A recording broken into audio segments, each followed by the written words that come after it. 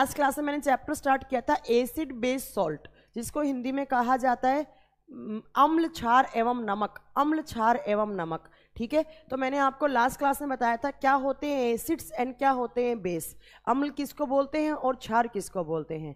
ठीक है, अम्ल किसको बोलते हैं, क्षार किसको बोलते हैं। तो मैंने बताया था एसिड्स क्या होते हैं, तो एसिड्स वो केमिकल्स होते हैं, वो सॉल्यूशन होते हैं जिनमें एसिड्स वो सॉल्यूशन होते हैं जिनको जब आप पानी में डालोगे तो H+ आयंस रिलीज करने लग जाएंगे, उनको हम एसिड्स बोलते हैं। और बेस किसको बोलते हैं, तो बेस वो सॉल्यूशन होता है जब आप उनको पानी में डालोगे तो OH- आयन रिलीज करने लग जाते हैं। अब एसिड्स जिनका pH वैल्यू 0 to 7 हो, ये भी हम आपको बता चुके हैं। और बेस किसका, तो जिनका 7 to 14 हो। बेस क्या होंगे, जिनका pH वैल्यू 7 to 14 हो। ठीक है, H+ आयंस वाले को बोलते हैं हम एसिड्स एंड OH- वालों को बोलते हैं हम बेस। ठीक है, चलो उसके बाद मैंने आपको स्टार्ट करवाया था HCl, hydrochloric acid. HCl start करवाया था और मैंने बताया था हाइड्रोक्लोरिक एसिड जो हाइड्रोक्लोरिक एसिड है उसको हम तेजाब के नाम से भी जानते हैं, तेजाब भी कहा जाता है इसको। क्यों, क्योंकि इसमें बहुत ज़्यादा हाइड्रोजन आयन की कॉन्सेंट्रेशन होती है।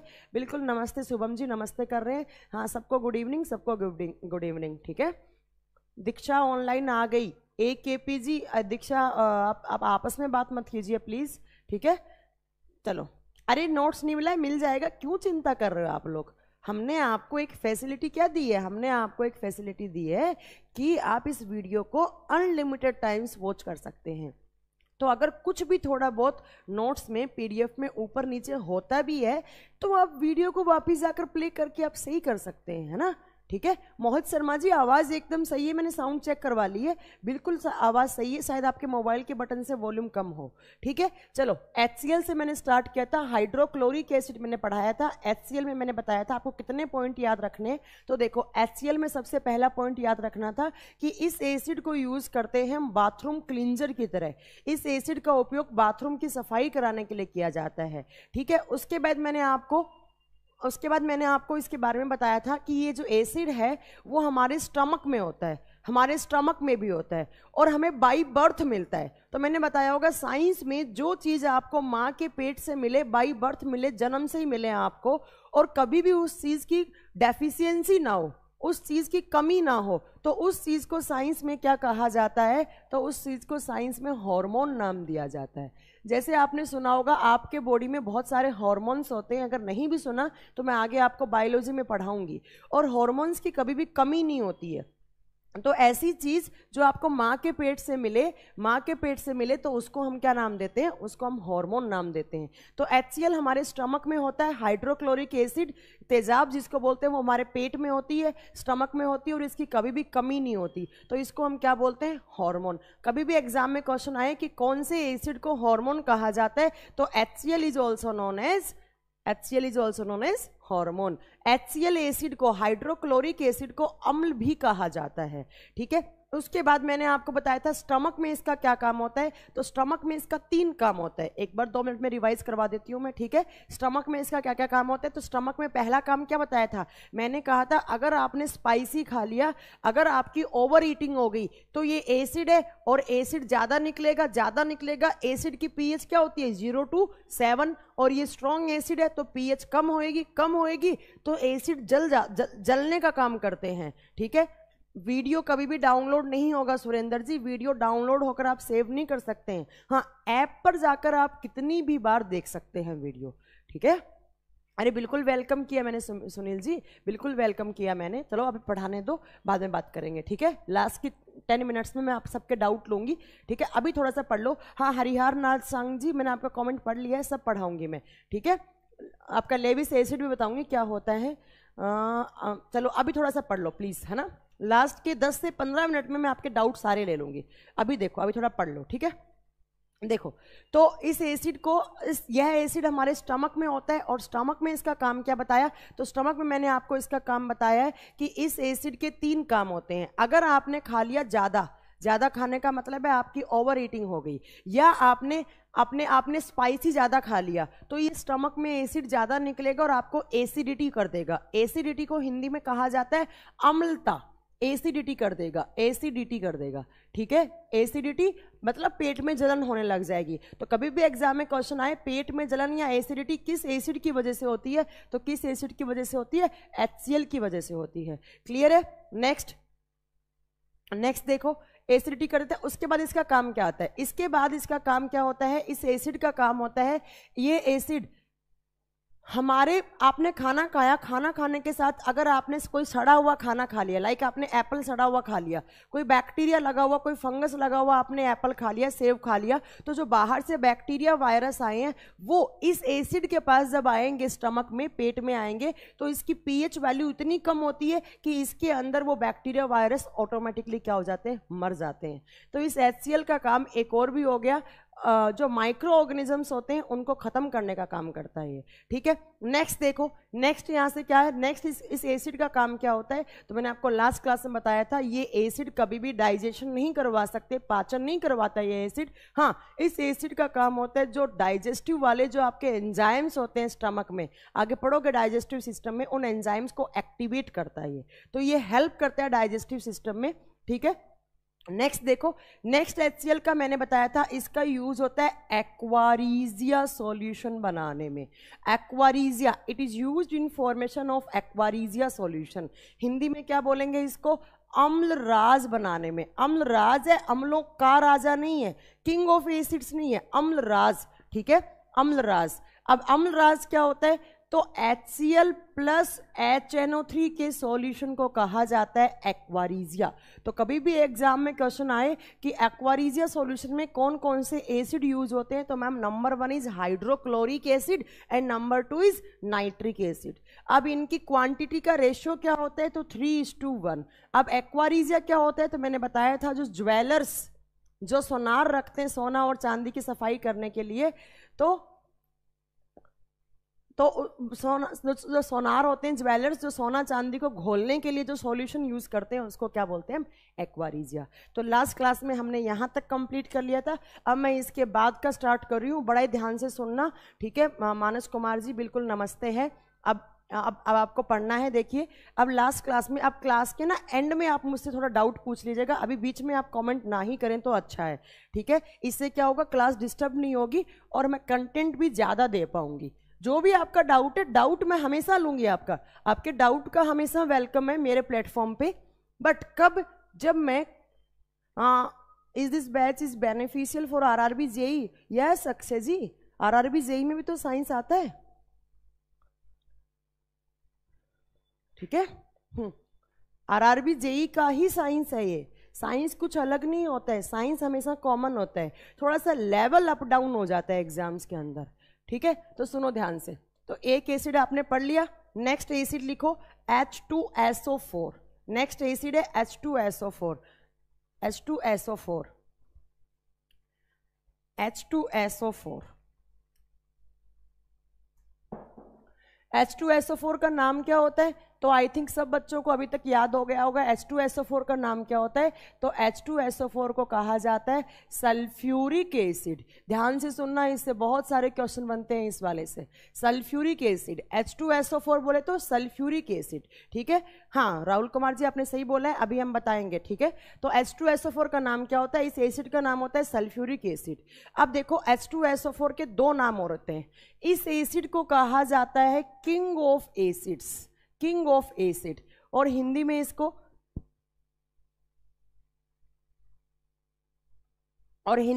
कहा जाता है अम्लों का राजा, अम्लों का राजा। हिंदी में कंफ्यूज मत होना, अगर आपसे पूछे अम्लराज, अम्लराज क्या होगा, HCl प्लस HNO3। बट अगर आपसे पूछे अम्लों का राजा किस एसिड को कहा जाता है, तो कौन सा एसिड, H2SO4। ऐसे ही इसका एक नाम और होता है, इसको कहा जाता है king of chemicals, king of chemicals, king of chemicals, और हिंदी में इसको बोलेंगे रसायन का राजा। जितने भी केमिकल्स हैं, जितने भी एसिड्स हैं, उन सब का राजा कहा जाता है इसको। अब क्वेश्चन क्या आता है कि मैम इसको हम किंग ऑफ एसिड्स क्यों बोलते हैं, क्योंकि ये हाईली रिएक्टिव एसिड होता है, बहुत जल्दी रिएक्ट कर जाता है, स्ट्रॉन्ग होता है केमिकल्स के अंदर, इसीलिए इसको कहा जाता है किंग ऑफ एसिड्स या king of chemicals. Ma'am aqua regia और किंग ऑफ एसिड में डिफरेंस, हाँ जी राहुल जी, एक्वारीजिया क्या होता है, HCl प्लस HNO3 दोनों के सॉल्यूशन को एक्वारीजिया और किंग ऑफ एसिड पूछे तो H2SO4। तो बेसिक डिफरेंस यही है इसके अंदर, ठीक है। वीडियो एकदम क्लियर है, मैं यहां से देख पा रही हूं, एकदम वीडियो क्लियर है, ठीक है। चलो,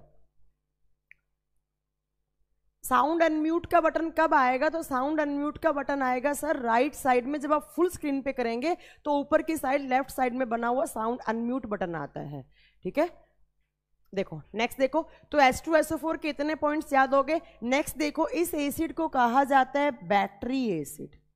battery acid, it is used in batteries, it is used in battery. इस अम्ल का उपयोग बैटरियों में भरने के लिए किया जाता है।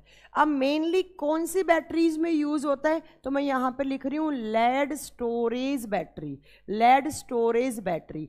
इस एसिड का उपयोग सीसा संचालक बैटरियों में किया जाता है, सीसा संचालक बैटरियों में किया जाता है, ठीक है। It is used in lead storage battery. अगर लेड स्टोरेज बैटरी बोलूं तो कौन कौन सी होती हैं? जैसे आपकी गाड़ी की बैटरी, ऑटोमोबाइल्स, ऑटो व्हीकल्स की बैटरी, ठीक है। जैसे मैं बोलूं आपको इन्वर्टर, इन्वर्टर में जो बैटरी आती है ना, उसको भी लेड स्टोरेज बैटरी कहा जाता है। क्यों? क्योंकि उन बैटरीज में जो इलेक्ट्रोड होते हैं वो किस मेटल के होते हैं? लेड के, पीबी लेड का सिंबल होता है पीबी।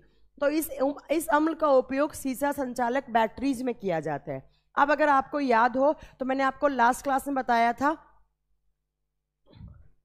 एसिड की रानी नहीं होती है। धर्म जी ये क्या पूछ रहे हैं मैम, एसिड की रानी किसको कहा जाता है? नहीं, रानी कोई नहीं होती है एसिड की, फलों की रानी होती है, फलों की रानी होती है। फलों की रानी बोलते हैं लीची को, और फलों का राजा बोला जाता है आम को। बट एसिड की कोई रानी नहीं होती। आप कुछ भी बोलेंगे मतलब है।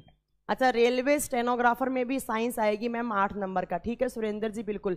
आप थोड़ा सा हम पढ़ लें, बाद में कमेंट करना प्लीज। जो आपके डाउट है वो मुझे लास्ट के 10 मिनट में आप मुझसे डाउट क्लियर कर सकते हैं। अभी प्लीज थोड़ा क्लास स्टार्ट करने दो ना, थोड़ा पढ़ने दो, ठीक है। देखो, तो बैटरीज में ये एसिड यूज होता है। बहुत बार एग्जाम में क्वेश्चन आते हैं कि विच acid is used in batteries. तो कौन बैटरी में कौन से अम्ल का उपयोग किया जाता है? तो कौन सा? H2SO4। अब मैंने लास्ट क्लास में आपको बताया था कि मैंने बताया था कि बैटरीज में पानी भी भरा जाता है। और पानी कौन सा भरा जाता है? तो मैंने बताया होगा प्योर वाटर। और प्योर वाटर को क्या कहा जाता है? Distilled water. बैटरीज में 2 चीजें होती हैं, एक पानी भरा जाता है, पानी कौन सा? तो प्योर वाटर को क्या बोलते हैं? डिस्टिल्ड वाटर, या प्योर वाटर का एक और भी नाम होता है, इसको हिंदी में कहा जाएगा आसुत जल, आसुत जल। या इसका नाम होता है, इसको बोल सकते हैं आप neutral water, neutral water. Neutral का मतलब क्या होता है? जिसमें आयंस ना हो, जिसमें आयंस ना हो। और हिंदी में इसको बोलेंगे उदासीन पानी, उदासीन पानी। तो एक तो पानी, कभी भी एग्जाम में क्वेश्चन आए कि बैटरीज में कौन सा पानी यूज होता है? डिस्टिल्ड वाटर, ठीक है। अब डिस्टिल्ड वाटर के साथ कौन सा एसिड डलता है? H2SO4। तो बैटरीज में ये 2 चीज होती हैं, एक distilled water plus sulphuric acid. अब आपसे एग्जाम में इतना ही नहीं पूछा जाएगा, अब आपसे इससे आगे का पूछेगा। आपसे पूछेगा कि इन दोनों का परसेंटेज क्या होता है, किस परसेंटेज में यूज होता है। तो आपको याद रखना है, जो डिस्टिल्ड वाटर होता है वो 68% यूज होता है। डिस्टिल्ड वाटर का परसेंटेज क्या है? 68। और H2SO4 कितने परसेंट में? तो 38% में यूज होता है। 68 प्लस 38%, ठीक है। तो ये होता है यहां पर परसेंटेज। अब कभी भी एग्जाम में क्वेश्चन पूछ लिया जाए कि बैटरी एसिड किसको कहा जाता है, तो मैम H2SO4 को। और बैटरीज में कौन सा पानी? Distilled water. डिस्टिल्ड का मतलब है न्यूट्रल वाटर, जिसमें ना पॉजिटिव आयंस है ना नेगेटिव आयंस है।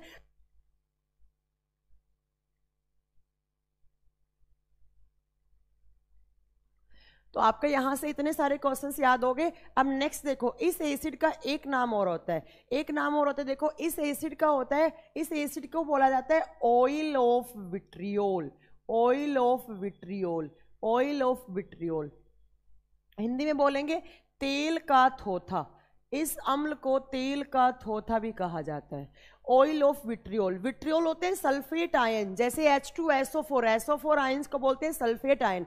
आगे मैं आपको पढ़ाऊंगी 3 टाइप के विट्रियोल होते हैं, एक ब्लू विट्रियोल, एक व्हाइट विट्रियोल, एक ग्रीन विट्रियोल। नीला थोथा, हरा थोथा, ये सब होते हैं, ठीक है, ये सब होते हैं, ये सब मैं आगे आपको पढ़ाऊंगी। ठीक है। तो इस एसिड को ऑयल ऑफ विट्रियोल भी कहा जाता है। ठीक है, कभी भी एग्जाम में पूछे कि ऑयल ऑफ विट्रियोल किसको कहा जाता है, तो H2SO4 को कहा जाता है, क्योंकि इसमें सल्फेट आयंस है। सल्फेट आयन को किसी भी मेटल के साथ जब जोड़ते हैं तो वो विट्रियोल फॉर्म में आ जाता है, और जिनका यूज होता है कलर बनाने के लिए, कलर जो डाइज होती हैं है ना, तो उनका कलर बनाने में यूज होता है। ठीक है, जो कपड़े की फैक्ट्री होती है कपड़ों पे कलर करने के लिए, ब्लू ग्रीन वाइट कलर करने के लिए, तो वहां पर ये एसिड यूज होता है। अभी आप बस इतना याद रखिए, आगे मैं लिखवाऊंगी ब्लू विट्रियोल क्या होता है, ये सब मैं याद करवाऊंगी। ठीक है, तो ये ऑयल ऑफ विट्रियोल, इसको सल्फ्यूरिक एसिड, इसको किंग ऑफ एसिड्स, इसको किंग ऑफ केमिकल्स, और इसको बैटरी एसिड कहा जाता है। नेक्स्ट देखो, इसके बाद क्या आपको पढ़ना है, इसके बाद नेक्स्ट इस H2SO4 के बारे में क्या आपको जानकारी होनी चाहिए। ये जो एसिड है, ये एसिड यूज किया जाता है आग बुझाने वाले सिलेंडर में। इस अम्ल का उपयोग, यदि एसिड से स्किन जल जाए तो अगर स्किन जल गई है तो कुछ नहीं हो सकता, बट अगर थोड़ा बहुत अगर आपके हाथ पे पैर पे कहीं एसिड गिर गया है तो आपके पास एक सॉल्यूशन है, आप बेसिक कोई सॉल्यूशन वाला चीज़ उस पर रगड़ लीजिए, ऐसी कोई चीज़ यूज में लीजिए जिसका नेचर बेसिक है। ठीक है मैम, ये 68% क्या था, 68% में डिस्टिल्ड वाटर यूज किया जाता है। ठीक है, चलो नेक्स्ट देखो,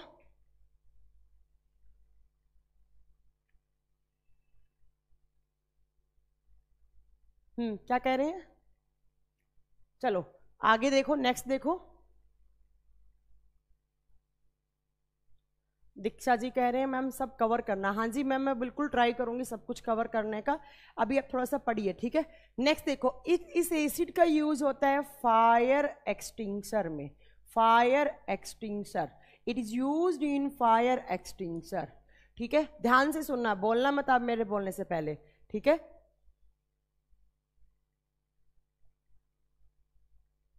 अच्छा हाँ 36 लिख दिया क्या मैंने, 32%।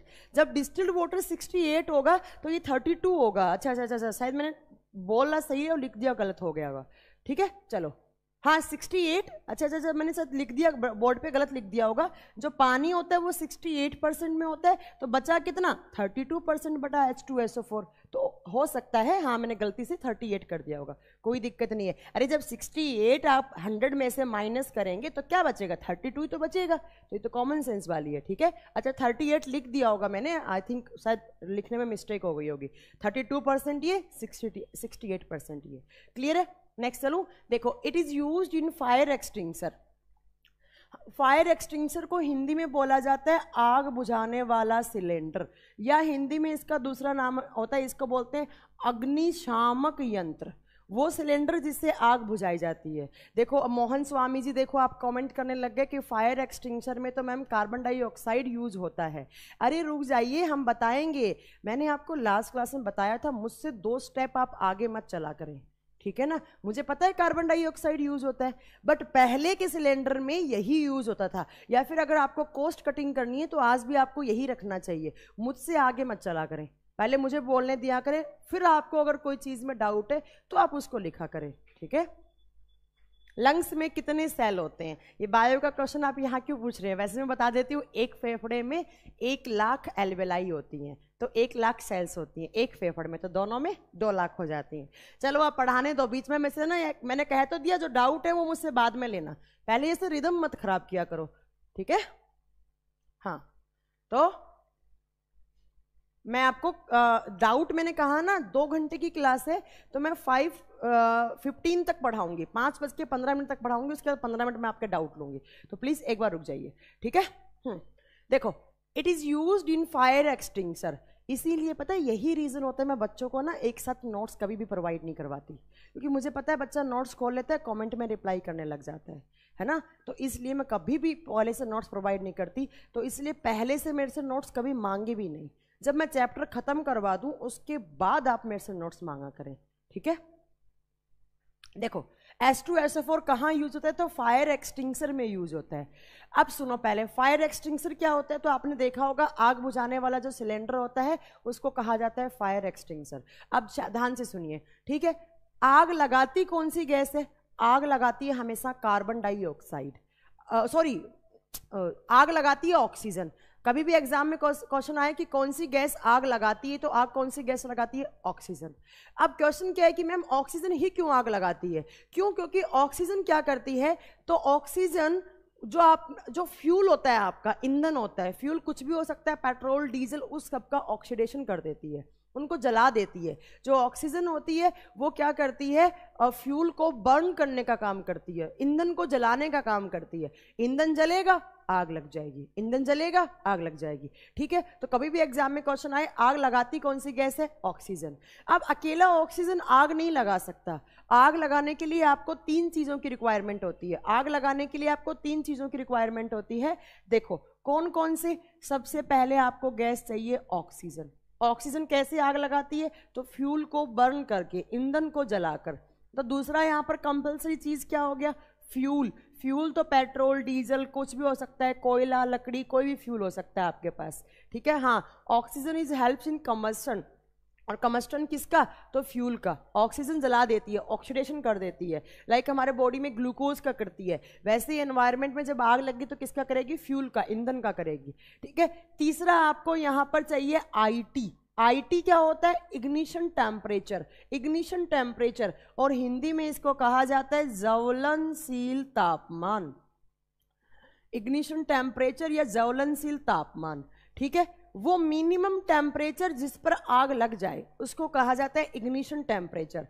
अब डिपेंड करता है इग्निशन टेम्परेचर कितना होगा, तो आप किस एरिया में हैं, किस एरिया में है तो डिपेंड करेगा। फ्लैट एरिया पे अलग होगा, हाइट वाले एरिया पे अलग होगा, हिल्स एरिया पे अलग होगा। ठीक है, तो ये 3 चीजें हैं, और ये 3 चीजें अगर आपको मिल जाएंगी तो ये आग लगा देंगी। तो आग लगाने के लिए 3 चीज की रिक्वायरमेंट होती है। Number 1 is oxygen, number 2 is fuel, number 3 is IT. IT बोले तो इग्निशन टेम्परेचर, इग्निशन टेम्परेचर।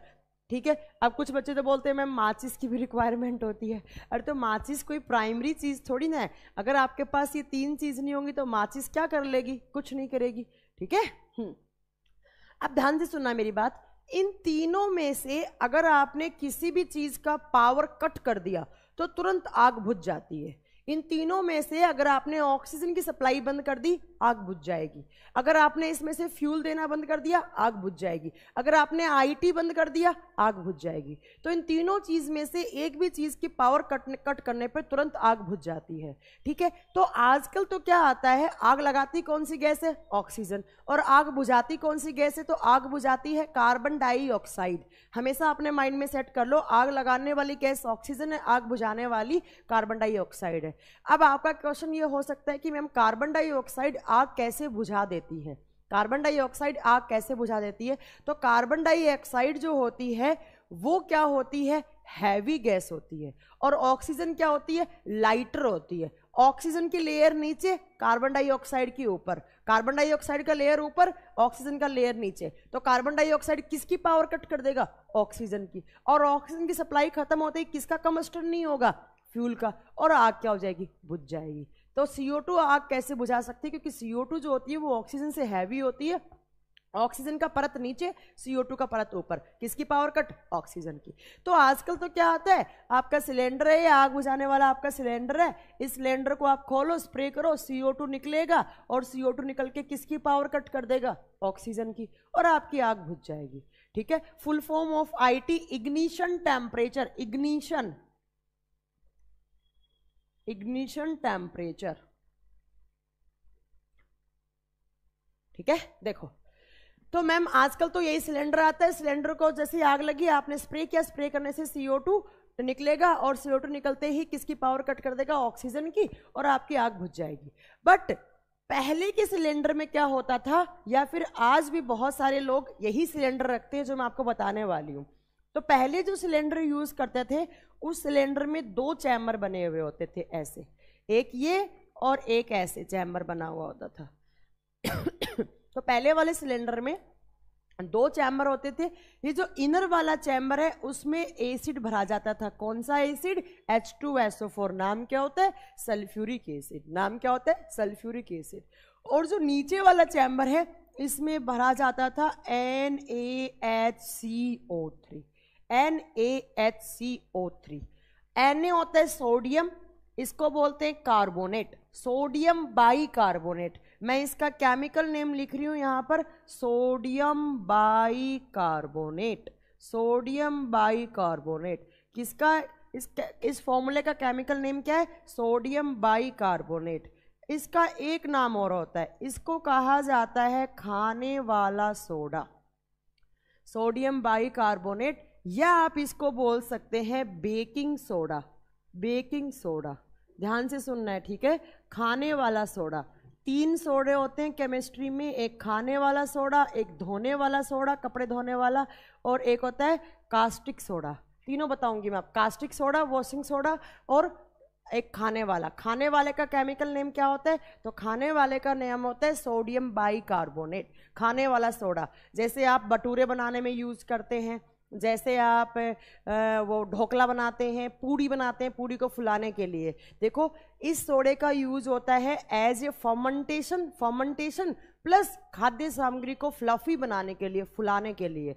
बहुत बार एग्जाम में क्वेश्चन आते हैं कि किस सोडे का उपयोग किया जाता है खाद्य सामग्री को फुलाने के लिए, तो कौन सा, बेकिंग सोडा। मैम कैसे फुला देते हैं बेकिंग सोडा, तो देखो बेकिंग सोडे में ये देखो CO3 जैसे ही आप डालोगे तो इससे कौन सी गैस रिलीज होगी, कार्बन डाइऑक्साइड, और कार्बन डाइऑक्साइड रिलीज होगी तो वही कार्बन डाइऑक्साइड आपने जो भी चीज़ बना रहे हैं, लाइक पूड़ी बना रहे हैं, तो पूड़ी के अंदर चली जाती है और फूल जाता है, ठीक है। तो कभी भी एग्जाम में क्वेश्चन आए कि कौन से सोडे का उपयोग खाद्य सामग्री को फुलाने के लिए किया जाता है, दैट इज सोडियम बाइकार्बोनेट या बेकिंग सोडा। या पूछे कौन सी गैस खाद्य सामग्री को फुलाने में हेल्पफुल होती है, तो कौन सी, CO2, ठीक है। सारी बातें याद रखनी है। अब देखो क्या होता है, तो बेसिकली जो पहले सिलेंडर आते थे, फायर एक्सटिंग्विशर, आग बुझाने वाले सिलेंडर आते थे, उसमें 2 चैम्बर होते थे। अंदर की साइड क्या डलता था, सल्फ्यूरिक एसिड, और बाहर की साइड सोडियम बाइकार्बोनेट।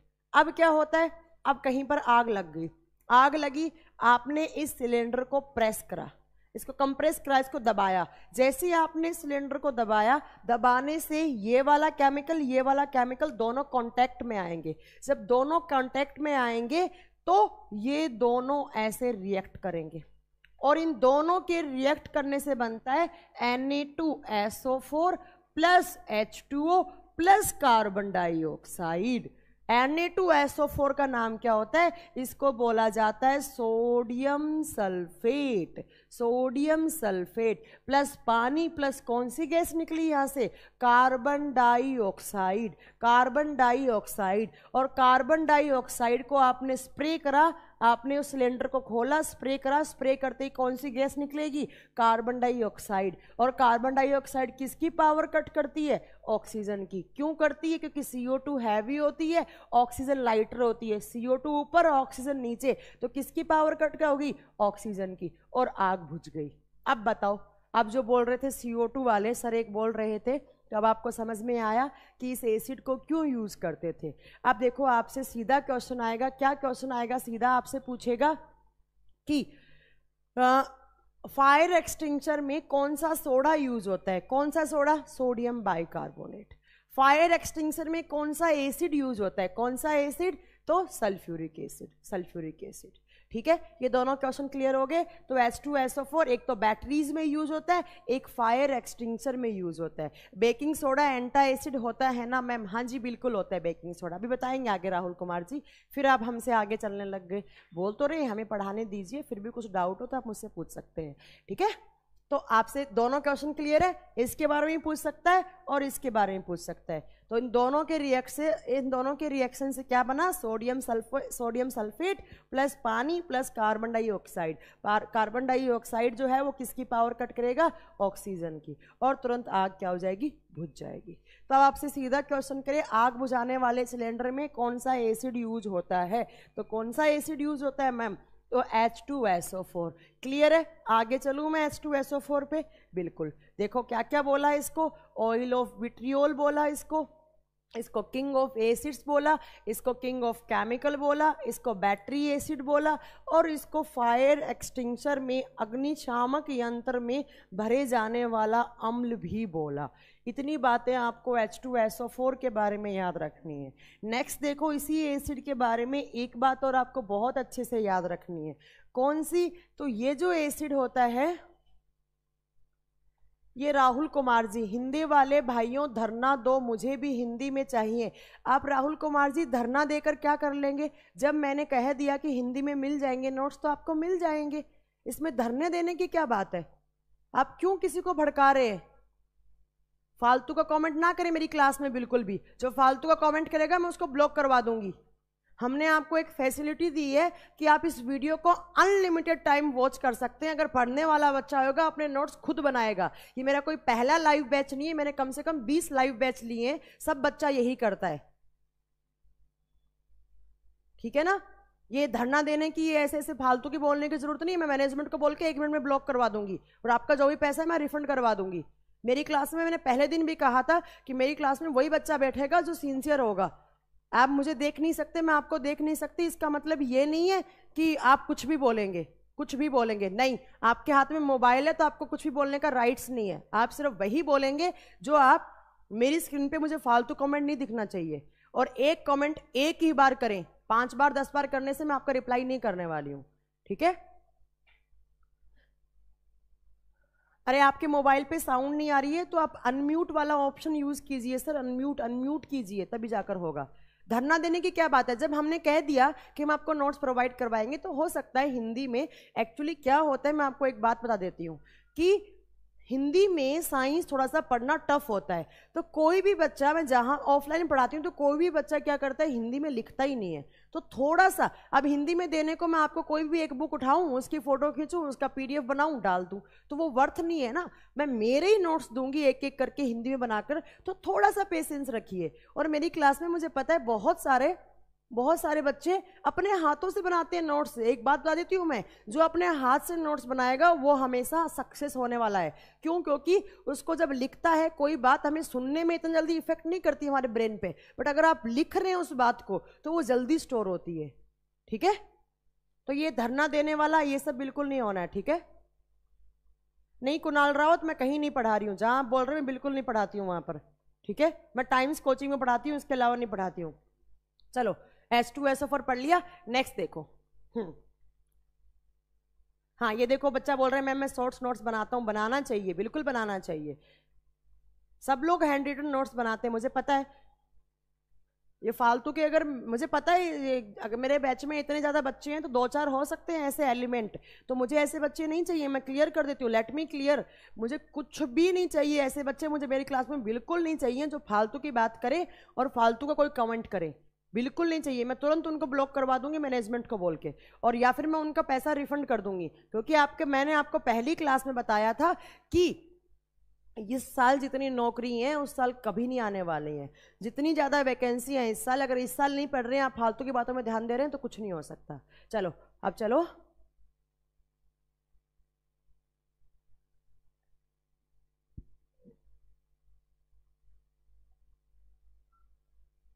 हाँ मैं सेल के MCQs करवा दूंगी कुणाल राव जी, बिल्कुल करवा दूंगी। चलो नेक्स्ट देखो, H2SO4 के बारे में क्या बात करनी है। ठीक है राहुल कुमार जी, आई होप आप समझ गए होंगे, तो प्लीज पढ़ने में ध्यान ज्यादा दे। चलो, H2SO4, और आपका ही नुकसान होगा। मैं अगर यहाँ बात करके चली जाऊंगी तो इसमें आपका नुकसान होगा, मेरा नुकसान नहीं होगा। ठीक है? आपने पे किया है, हमारा काम है सर्विसेज देना, तो हो सकता है थोड़ा बहुत ऊपर नीचे हो सकता है सर्विस देने में, तो बट हम क्वालिटी देंगे, कंटेंट की भी क्वालिटी होगी और आपको जो पढ़ाया जाएगा उसकी भी क्वालिटी होगी। तो आप लोगों को ट्रस्ट होना चाहिए हर एक फैकल्टी पे, जितना आप सोच रहे हैं उससे 10 गुना ज़्यादा हम सोच रहे हैं आपके बारे में। चलो देखो नेक्स्ट, H2SO4 में नेक्स्ट, ये जो एसिड होता है वो एसिड पाया जाता है एसिड रेन में। It is found in acid rain, it is found in acid rain. यह अम्ल वर्षा में पाया जाता है, यह अम्ल वर्षा में पाया जाता है, एसिड रेन में होता है। अब मैम एसिड रेन क्या होती है? तो मानसून की पहली बारिश को कहा जाता है एसिड रेन। ठीक है? मानसून की पहली बारिश को क्या कहा जाता है? Acid rain. ऐसा कहा जाता है कि मानसून की पहली बारिश में अगर आप नहा लेते हैं तो आपको स्किन कैंसर होने के चांसेस बढ़ जाते हैं। क्यों बढ़ जाते हैं मैं अभी आपको क्लियर करूंगी। तो आप कभी भी मानसून की पहली बारिश में नहीं नहाना चाहिए। ठीक है? अब सुनो देखो, क्यों नहीं नहाना चाहिए? क्योंकि ऐसा कहा जाता है जो पहली बारिश होती है उसमें हमेशा एसिड घुले हुए आते हैं, उसमें एसिड घुले हुए आते हैं। ठीक है, देखो अब पहली बात तो मैम एसिड रेन होती कैसे, हमें पहले ये बताओ। अम्ल वर्षा होती क्या है? ठीक है, ये तो मैंने बता दिया, मानसून की पहली बारिश को क्या बोलते हैं? एसिड रेन कहा जाता है। ठीक है, अब देखो एसिड रेन कैसी होती है। हमारे एनवायरनमेंट में दो गैस होती हैं, हमारे वातावरण में दो गैस होती हैं, कौन कौन सी? Number 1 is carbon dioxide, carbon dioxide, और दूसरी होती है SO2। SO2 क्या होता है? सल्फर डाइऑक्साइड, SO2, और दूसरा कौन सा? तो कार्बन डाइऑक्साइड और सल्फर डाइऑक्साइड। ठीक है, ये दोनों गैसेस हैं, ये अभी गैस है। ठीक है, जब ये गैस एनवायरनमेंट की ऊपर लेयर में जाती हैं, जब ये गैसें वातावरण की ऊपरी परत में जाती हैं, तो इन दोनों गैस को ऊपर मिल जाता है पानी। और वातावरण में ऊपर लेयर में पानी किसकी फॉर्म में होता है? H2O किसकी फॉर्म में होता है? वाटर हमेशा वेपर की फॉर्म में होता है, जल वाष्प के रूप में होता है। जो स्मॉल ड्रॉप्स होती हैं पानी की उनको वाटर वेपर कहा जाता है। ठीक है, तो जैसे ही आपने सल्फर डाइऑक्साइड को H2O दिया तो SO2 प्लस H2O वो क्या बना देता है? Sulphuric acid. मैम ये तो गैस थी, अब ये क्या बन चुका है? एसिड। ऐसे ही जब कार्बन डाइऑक्साइड को आप कार्बन डाइऑक्साइड नहीं, नाइट्रोजन डाइऑक्साइड, जब नाइट्रोजन डाइऑक्साइड, कार्बन डाइऑक्साइड नहीं, तुम लोगों ने मेरा माइंड डाइवर्ट कर दिया। सल्फर डाइऑक्साइड गैस है, ऐसे ही नाइट्रोजन डाइऑक्साइड है, नाइट्रोजन डाइऑक्साइड। ठीक है, ऐसे ही NO2 को जब आपने पानी दिया, H2O दिया, तो NO2 प्लस H2O तो वो बना देता है एक एसिड। कौन सा acid? HNO3, HNO3 nitric acid. देखो एक ये एसिड, एक ये एसिड, ये दोनों क्या होते हैं? एसिड। ये दोनों क्या थी? गैस। देखो दो गैस थी, CO2 नहीं होती, CO2 कभी भी नहीं करवा सकती। ठीक है, देखो नाइट्रोजन डाइऑक्साइड एनवायरनमेंट में गैस है, दूसरा सल्फर डाइऑक्साइड, और सल्फर डाइऑक्साइड को मेन पॉल्यूशन करने वाली गैस भी कहा जाता है। सल्फर डाइऑक्साइड की वजह से मेन जो होती है, जो गैस वो जो पॉल्यूशन करती है, जो प्रदूषण करती है, वो कौन सी होती है? सल्फर डाइऑक्साइड, जो डीजल की गाड़ियों से ज्यादा रिलीज होती है। ठीक है, तो सल्फर, हाँ जी नीरज जी, NO2 होता है वो। ठीक है, NO2 होता है, CO2 मैंने गलत लिख दिया था बोर्ड पे, CO2 नहीं होता है। सल्फर डाइऑक्साइड को जब आप पानी दोगे तो वो क्या बन जाएगा? H2SO4। ऐसे ही आपने नाइट्रोजन डाइऑक्साइड को जब आपने पानी दिया, क्या बन गया? HNO3। ये दोनों गैस थे, ये दोनों एसिड थे। अब क्या होगा? ये एसिड क्लाउड के पास है, जैसे ही बारिश होगी तो बारिश से जब पानी नीचे आएगा, तो उस पानी के साथ क्या आएंगे? तो उस पानी के साथ दो एसिड भी आ जाएंगे, दो अम्ल भी घुले हुए आ जाएंगे, और उसी बारिश को हम क्या कह देंगे? Acid rain. और ये मानसून की पहली बारिश में होता है, क्योंकि पहली बारिश होने से पहले सारा एसिड बन जाता है, और जैसे ही पहली बारिश होगी सारा पानी के साथ एसिड घुलकर धरती पे आ जाता है। ठीक है, अब एग्जाम में आपसे कभी भी क्वेश्चन पूछे कौन सी दो गैस एसिड रेन करवाती हैं, कौन सी? SO2 plus NO2। कौन से दो एसिड रेन करवाते हैं? H2SO4 and HNO3। ठीक है, अब यहां से एग्जाम में क्या क्वेश्चन आते हैं? दो क्वेश्चन और आते हैं। ठीक है, सबसे पहले, ठीक है, ऐसा देखो, सबसे पहला कि इन दोनों में से कौन सी गैस होती है जो मेन गैस कही जाती है एसिड रेन के लिए? एसिड रेन के लिए मेन गैस कौन सी है? एक बात बताओ, इन दोनों में ज्यादा डेंजर कौन सा है? तो मैंने आपको लास्ट क्लास में बताया था, ज्यादा डेंजर कौन सी है?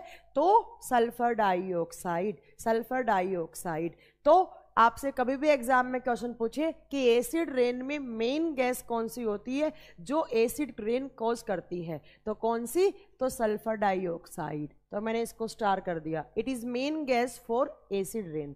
ठीक है, अब आपसे पूछे एसिड रेन में मुख्य एसिड कौन सा है, अम्ल कौन सा है, मेन एसिड कौन सा है एसिड रेन के लिए? तो आपको हमेशा याद रखना है H2SO4। H2SO4 ज्यादा डेंजर होता है, तो मेन गैस SO2 और मेन एसिड H2SO4।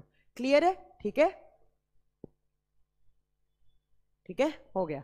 चलो अब देखो, आपने सुना होगा इस एसिड रेन, ये एसिड रेन कब हुई थी?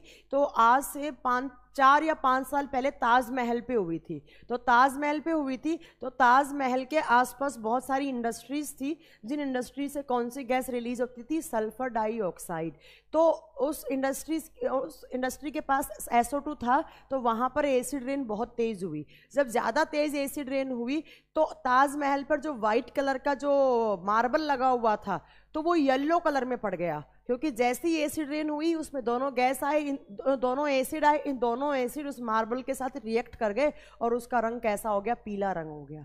ठीक है, तो योगी जी ने क्या किया, ताजमहल के आसपास की इंडस्ट्रीज को वहां से शिफ्ट कर दिया जिन इंडस्ट्री से ये दोनों गैस निकलती थी। ठीक है, तो क्लियर है। अब देखो, आपसे कभी भी एग्जाम में पूछे कि पीएच क्या होता है, पीएच ऑफ एसिड रेन, अम्ल वर्षा का पीएच कितना होता है। तो मैंने आपको लास्ट क्लास में क्या बताया था कि जो बारिश का पानी होता है, रेन वाटर होता है, उसका पीएच कितना होता है, 5.6 होता है। बारिश के पानी का पीएच कितना होता है, नॉर्मल बारिश के पानी की बात कर रही हूं, तो कितना, तो 5.6 है। ठीक है, अब देखो, आपसे पूछे कि रेन वाटर का पीएच कितना है। एक बात बताओ, रेन वाटर में क्या होता है, एसिड होता है, और एसिड की पीएच कितनी होती है, तो मैम 0 to 7 होती है। ठीक है, तो जिस पानी के अंदर जितना ज़्यादा एसिड घुला हुआ होगा या जितना स्ट्रॉन्ग एसिड घुला होगा, उस पानी का पीएच क्या हो जाएगा, कम होता जाएगा। ठीक है, कम होता जाएगा। तो मैम नॉर्मल बारिश का जब पीएच इतना था तो ऑब्वियस ही बात है, अगर कभी एसिड रेन होगी तो उसका पीएच क्या होगा, इससे डिक्रीज हो जाएगा। अब मैम हम एग्जैक्ट तो नहीं बता सकते हैं, कि उस बारिश के पानी का पीएच कितना होना चाहिए।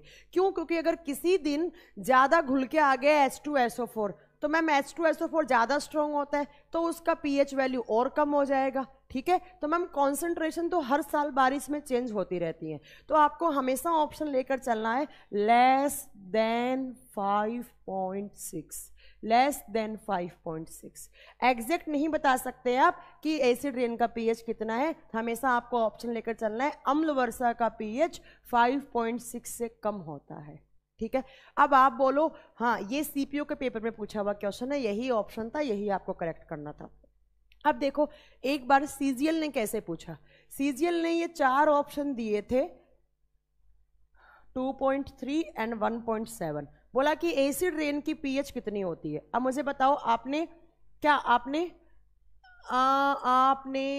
इनमें से कौन सा आंसर लगाया होगा।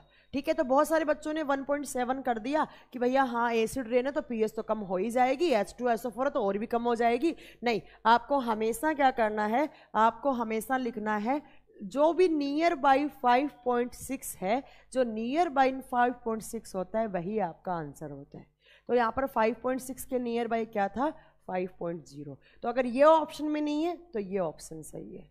ठीक है, क्लियर है। हाँ, तो ये आपको सही करना था।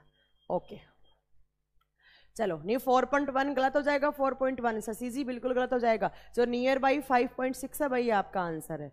ऑल द अबव ऑप्शन है तो भी नहीं ले सकते मोहम्मद शाहिद जी, तो भी नहीं ले सकते, तो भी आपको नियर बाई 5.6 वाला ही आंसर सही करना होगा। ठीक है, तो ये आपने पढ़ा H2SO4 के बारे में। H2SO4 स्ट्रॉन्ग एसिड होता है। स्ट्रॉन्ग क्यों होता है? क्योंकि मैम इसमें हाइड्रोजन आयन की कॉन्सेंट्रेशन ज़्यादा होती है, जब ज़्यादा है तो आपको क्या है, ये स्ट्रॉन्ग है।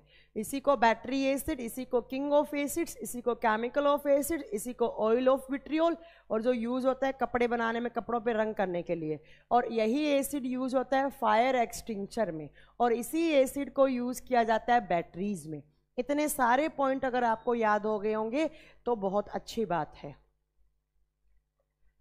ठीक है, चलो नेक्स्ट देखो। नेक्स्ट एसिड है आपका HNO3। HNO3 का नाम क्या होता है? तो HNO3 का नाम होता है मैम नाइट्रिक एसिड, नाइट्रिक अम्ल, नाइट्रिक अम्ल, नाइट्रिक अम्ल। ठीक है, आप देखो नाइट्रिक एसिड के बारे में मैंने 2 चीज तो आपको बता दी। क्या क्या बताई? तो याद करो, मेरी इससे लास्ट वाली क्लास मैंने अभी बताया था एक्वारीजिया। एक्वारीजिया क्या होता है? अम्लराज क्या होता है? HCl plus HNO3। तो मैम इसका पहला यूज क्या हो जाएगा? It is used in making aqua regia solution. Aqua regia solution. इस अम्ल का उपयोग अम्लराज बनाने में किया जाता है, अम्लराज बनाने में किया जाता है। और अम्लराज क्या होता है? तो मैम HCl प्लस HNO3। तो एक बात तो ये आपने पढ़ ली, ठीक है। दूसरी देखो, दूसरी इस एसिड के बारे में अभी मैंने बताया, ये एसिड पाया जाता है एसिड रेन में, एसिड रेन में। यह अम्ल वर्षा में पाया जाता है। It is found in acid rain. और एसिड रेन क्या होती है? SO2 प्लस NO2, ठीक है। ये भी मैंने क्लियर कर दिया। तो ये दोनों बात आपको याद होनी चाहिए। अब देखो नेक्स्ट, ये दो तो मैं पढ़ाई चुकी थी यहां तक, तो इसको याद करना ही है आपको, और याद हो भी गया होगा, ठीक है। नेक्स्ट देखो, नेक्स्ट इस एसिड के बारे में आपको क्या याद रखना है? जहां पर भी आप ऑक्सीजन, नाइट्रोजन, हाइड्रोजन देखें, ऑक्सीजन, नाइट्रोजन, हाइड्रोजन देखें, ये तीनों एलिमेंट्स होते हैं एक्सप्लोजिव एलिमेंट्स। ये तीनों क्या होते हैं? Explosive element. एक्सप्लोजिव क्या होते हैं? विस्फोटक पदार्थ होते हैं, विस्फोटक तत्व होते हैं, ये विस्फोटक तत्व होते हैं, ठीक है। ये विस्फोटक तत्व होते हैं, ये एक्सप्लोजिव एलिमेंट्स होते हैं। तो इस एसिड का उपयोग किया जाता है एक्सप्लोजिव्स बनाने में, विस्फोटक पदार्थ बनाने में। विस्फोटक बोले तो जो ब्लास्ट करने वाले होते हैं, आग लगाने वाले, ब्लास्ट करने वाले पदार्थ बनाने में, ठीक है। तो जहां पर भी नाइट्रोजन, हाइड्रोजन, ऑक्सीजन आए, आपको हमेशा क्या लिखना है कि वो एक्सप्लोजिव बनाएगा हमेशा, ठीक है। अब देखो एक्सप्लोजिव के 2-3 एग्जाम्पल पता होना चाहिए आपको कि नाइट्रिक एसिड कहाँ कहाँ यूज होता है। देखो सबसे पहला, ये नाइट्रिक एसिड यूज होता है TNT बनाने में, TNT बनाने में। TNT की फुल फॉर्म क्या है? ठीक है, TNT की फुल फॉर्म क्या है? तो देखो TNT का फुल फॉर्म होता है ट्राइनाइट्रोटोल्यून, ट्राइनाइट्रोटोल्यून, ठीक है। TNT ट्राइनाइट्रोटोल्यून, ठीक है। अरे तुम लोग आपस में क्यों लगे पड़े हो? क्या हो गया? आपस में मत एक दूसरे से लड़ो। TNT का फॉर्मूला लिखो यहां पर C3H5N3O6, ठीक है। आपस में मत लगो, ये TNT का फॉर्मूला होता है ट्राइनाइट्रोटोल्यून, ट्राइनाइट्रोटोल्यून, ठीक है। TNT का फुल फॉर्म क्या होता है? ट्राइनाइट्रोटोल्यून, C3H5N3O6। ध्यान से सुनना, देखिए ध्यान से सुनो। देखो hydrogen, nitrogen, oxygen, hydrogen, nitrogen, oxygen, तो ये तीनों एलिमेंट TNT में यूज होते हैं ना। तो इन तीनों एलिमेंट की जगह सीधा ही नाइट्रिक एसिड यूज कर दिया जाता है। इसीलिए मैंने आपको लिखा है, ऊपर लिख देती हूँ मैं, कभी कंफ्यूज हो तो आप, एक्सप्लोजिव्स बनाने में यूज होता है, विस्फोटक पदार्थ बनाने में यूज होता है, विस्फोटक पदार्थ बनाने में यूज होता है, ठीक है। एक क्वेश्चन और भी आता है कि TNT की खोज किसने की थी? हाँ जी, अब बताइए राहुल कुमार जी, अब बताइए TNT की खोज किसने की थी? फॉर्मूला तो हो गया C3H5N3O6। ये तीनों एलिमेंट है, तो इन तीनों एलिमेंट की जगह क्या यूज हो जाता है? HNO3। TNT की खोज किसने की थी? बहुत सारे एग्जाम्स में पूछा जाता है। TNT क्या यूज आता है? तो TNT एक्सप्लोजिव्स बनाने में, विस्फोटक पदार्थ, बॉम्ब वगैरह में, बॉम्ब बनाने में काम आता है, ठीक है। नहीं पता तो मैं बता देती हूँ, कोई बात नहीं है। TNT की खोज की थी जोसेफ विल्ब्रंड ने, जोसेफ विल्ब्रंड ने। और ये बहुत बार एग्जाम में क्वेश्चन आते हैं, TNT की खोज किसने की थी? तो जोसेफ विल्ब्रंड ने खोज की थी, ठीक है। ये आपको याद रखना है। चलो नेक्स्ट चलूं। हाँ सॉरी, विल्ब्रंड, डी लगेगा, विल्ब्रंड। हाँ ये आपने सही बताया नवीन जी, 1863 में हुई थी खोज। वैसे ईयर नहीं पूछेगा आपसे, ईयर नहीं पूछा जाता है, ईयर नहीं पूछेगा, ठीक है। विल्ब्रंड, जोसेफ विल्ब्रंड ने की थी। नेक्स्ट देखो, नेक्स्ट यहाँ पर कौन सा केमिकल? तो नेक्स्ट यहाँ पर केमिकल यूज होता है TNF, TNF, ट्राइनाइट्रो, इसकी फुल फॉर्म होती है ट्राइनाइट्रोफेनॉल, ट्राइनाइट्रोफेनॉल। यहाँ पर हिंदी में जो F होता है, उसको हिंदी में जो F लिखा जाता है, वहां से इसकी फुल फॉर्म बनी है, F वहां से लिया गया है, ठीक है। फिनोल है ऐसे लिखते हैं ना, सेम नाम इसका हिंदी में होता है ट्राइनाइट्रोफिनॉल, ट्राइनाइट्रोफिनॉल, ठीक है। नेक्स्ट देखो, नेक्स्ट यहाँ पर एक और केमिकल है आरडीएक्स। आरडीएक्स का नाम तो बहुत सारे लोगों ने सुन रखा है ना, आरडीएक्स, आरडीएक्स बॉम्ब लगाया जाता है, ठीक है। आरडीएक्स देखो, आरडीएक्स से 4-5 क्वेश्चन आते हैं, चारों के चारों आपको याद होने चाहिए, ठीक है। 4-5 क्वेश्चंस क्या क्या आते हैं। सबसे पहला क्वेश्चन आता है, हाँ जी बताइए, आरडीएक्स की खोज किसने की थी? आरडीएक्स की खोज किसने की थी? टीएनटी का तो मैंने बता दिया, आरडीएक्स का बताओ किसने की थी। मैं जितने में पानी पीती हूँ इतने में आप बताइए कि आरडीएक्स की खोज किसने की थी। और कोई भी गूगल नहीं करेगा, गूगल करने की रिक्वायरमेंट नहीं है।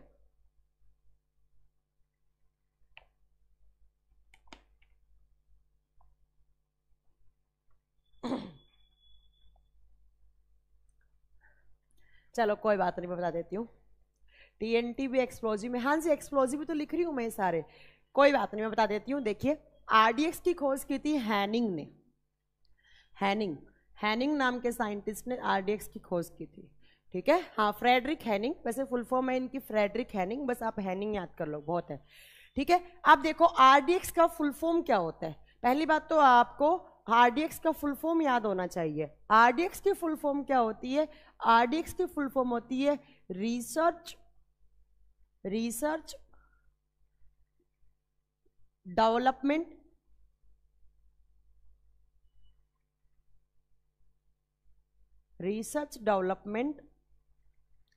एंड एक्सप्लोजिव ये होती है आरडीएक्स की full form, research development and explosive, ठीक है। हाँ, 1863 में उसकी खोज हुई थी, 1898 में आरडीएक्स की खोज हुई थी। ईयर नहीं पूछता इतना ज़्यादा, वो नहीं आपको याद करना है, ठीक है। रिसर्च डेवलपमेंट एंड एक्सप्लोजिव, ये आरडीएक्स की, अरे खोज का मतलब क्या है? मतलब उसको बनाना, बट इसको केमिस्ट्री के लैंग्वेज में तो खोज ही बोलेंगे ना, ठीक है। ये तो होगी आरडीएक्स की खोज की बात। अब देखो आरडीएक्स का केमिकल फॉर्मूला क्या होता है। आरडीएक्स का फॉर्मूला होता है C3H6N6O6, ठीक है, C3H6N6O6 हो गया। नेक्स्ट देखो, अब आता है कि आरडीएक्स का केमिकल नेम क्या होता है। ये तो आरडीएक्स एक, आप अगर सोच रहे हो कि किसी आरडीएक्स किसी बॉम्ब का नाम है, तो आरडीएक्स बॉम्ब का नाम नहीं है। आरडीएक्स एक डेवलपमेंट अथॉरिटी का नाम है, जिसको बोलते हैं रिसर्च डेवलपमेंट एंड एक्सप्लोजिव, ठीक है। यहाँ पर एक्स से लिया गया, इसको एक्स यहाँ ले लिया, ठीक है। अब देखो, हाँ जी नए स्टूडेंट हैं आप सब, तो आप सबका स्वागत है मेरे बैच में, ठीक है। हाँ, डिपार्टमेंट का नाम है, एक डिपार्टमेंट का नाम है भास्कर जी, आरडीएक्स, ठीक है। अब आता है कि आरडीएक्स का केमिकल नेम क्या होता है, आरडीएक्स का रासायनिक नाम क्या होता है। तो आपको पता ही है आरडीएक्स का बम बहुत खतरनाक होता है ना। तो जितना खतरनाक इसका काम है उतना ही खतरनाक इसका नाम है, रासायनिक नाम। देखो इसका केमिकल नेम क्या होता है, तो इसका केमिकल नेम क्या होता है, तो देखिए इसका केमिकल नेम होता है ध्यान से सुनना, ट्राइनाइट्रोमेथाइल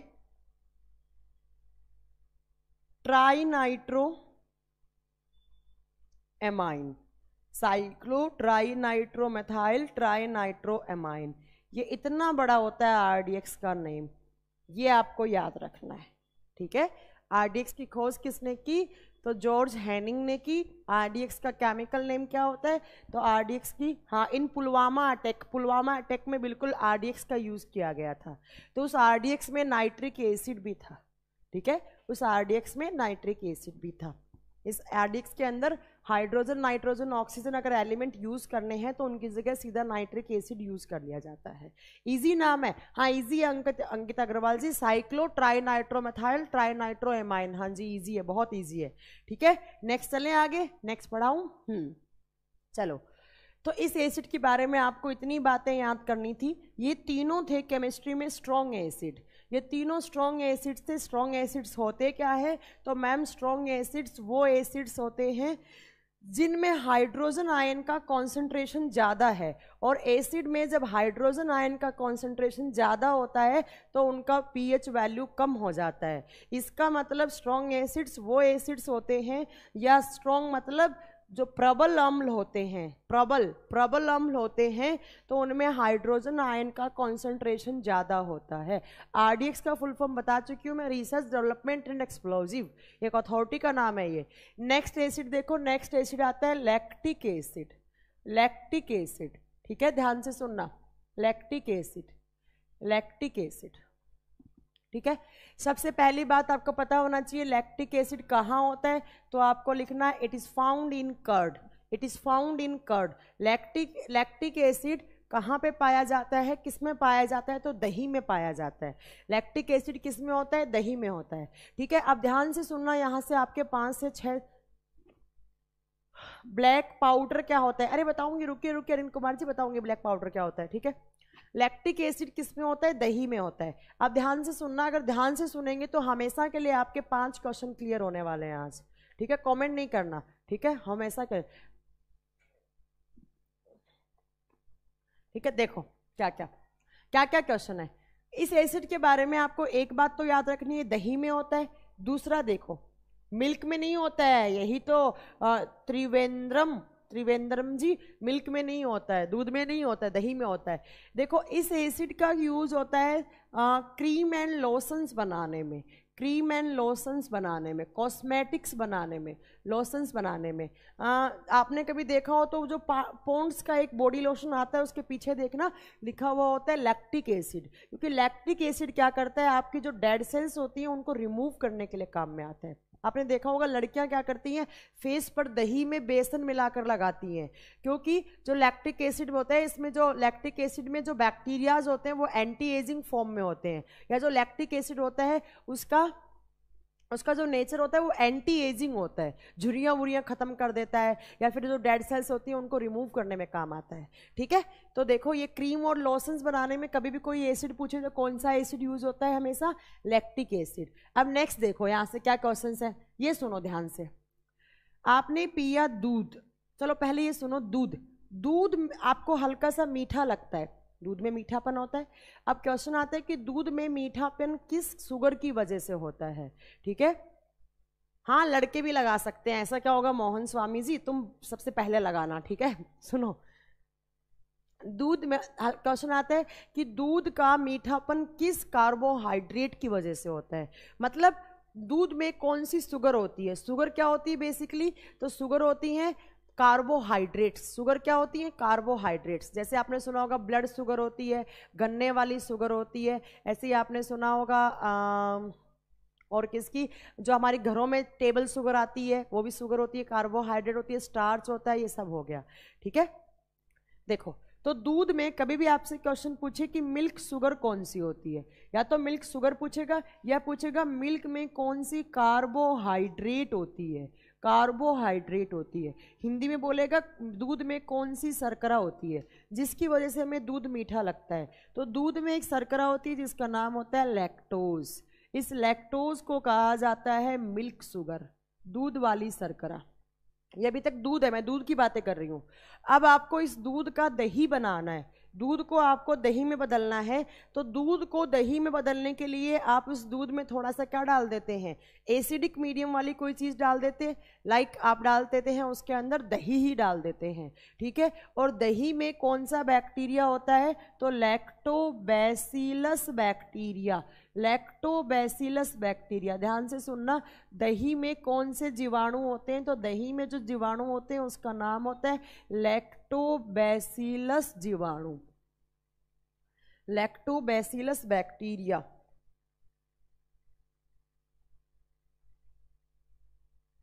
सॉरी, तो दूध में कौन से बैक्टीरिया होते हैं, लैक्टोबैसिलस बैक्टीरिया, लैक्टोबैसिलस जीवाणु।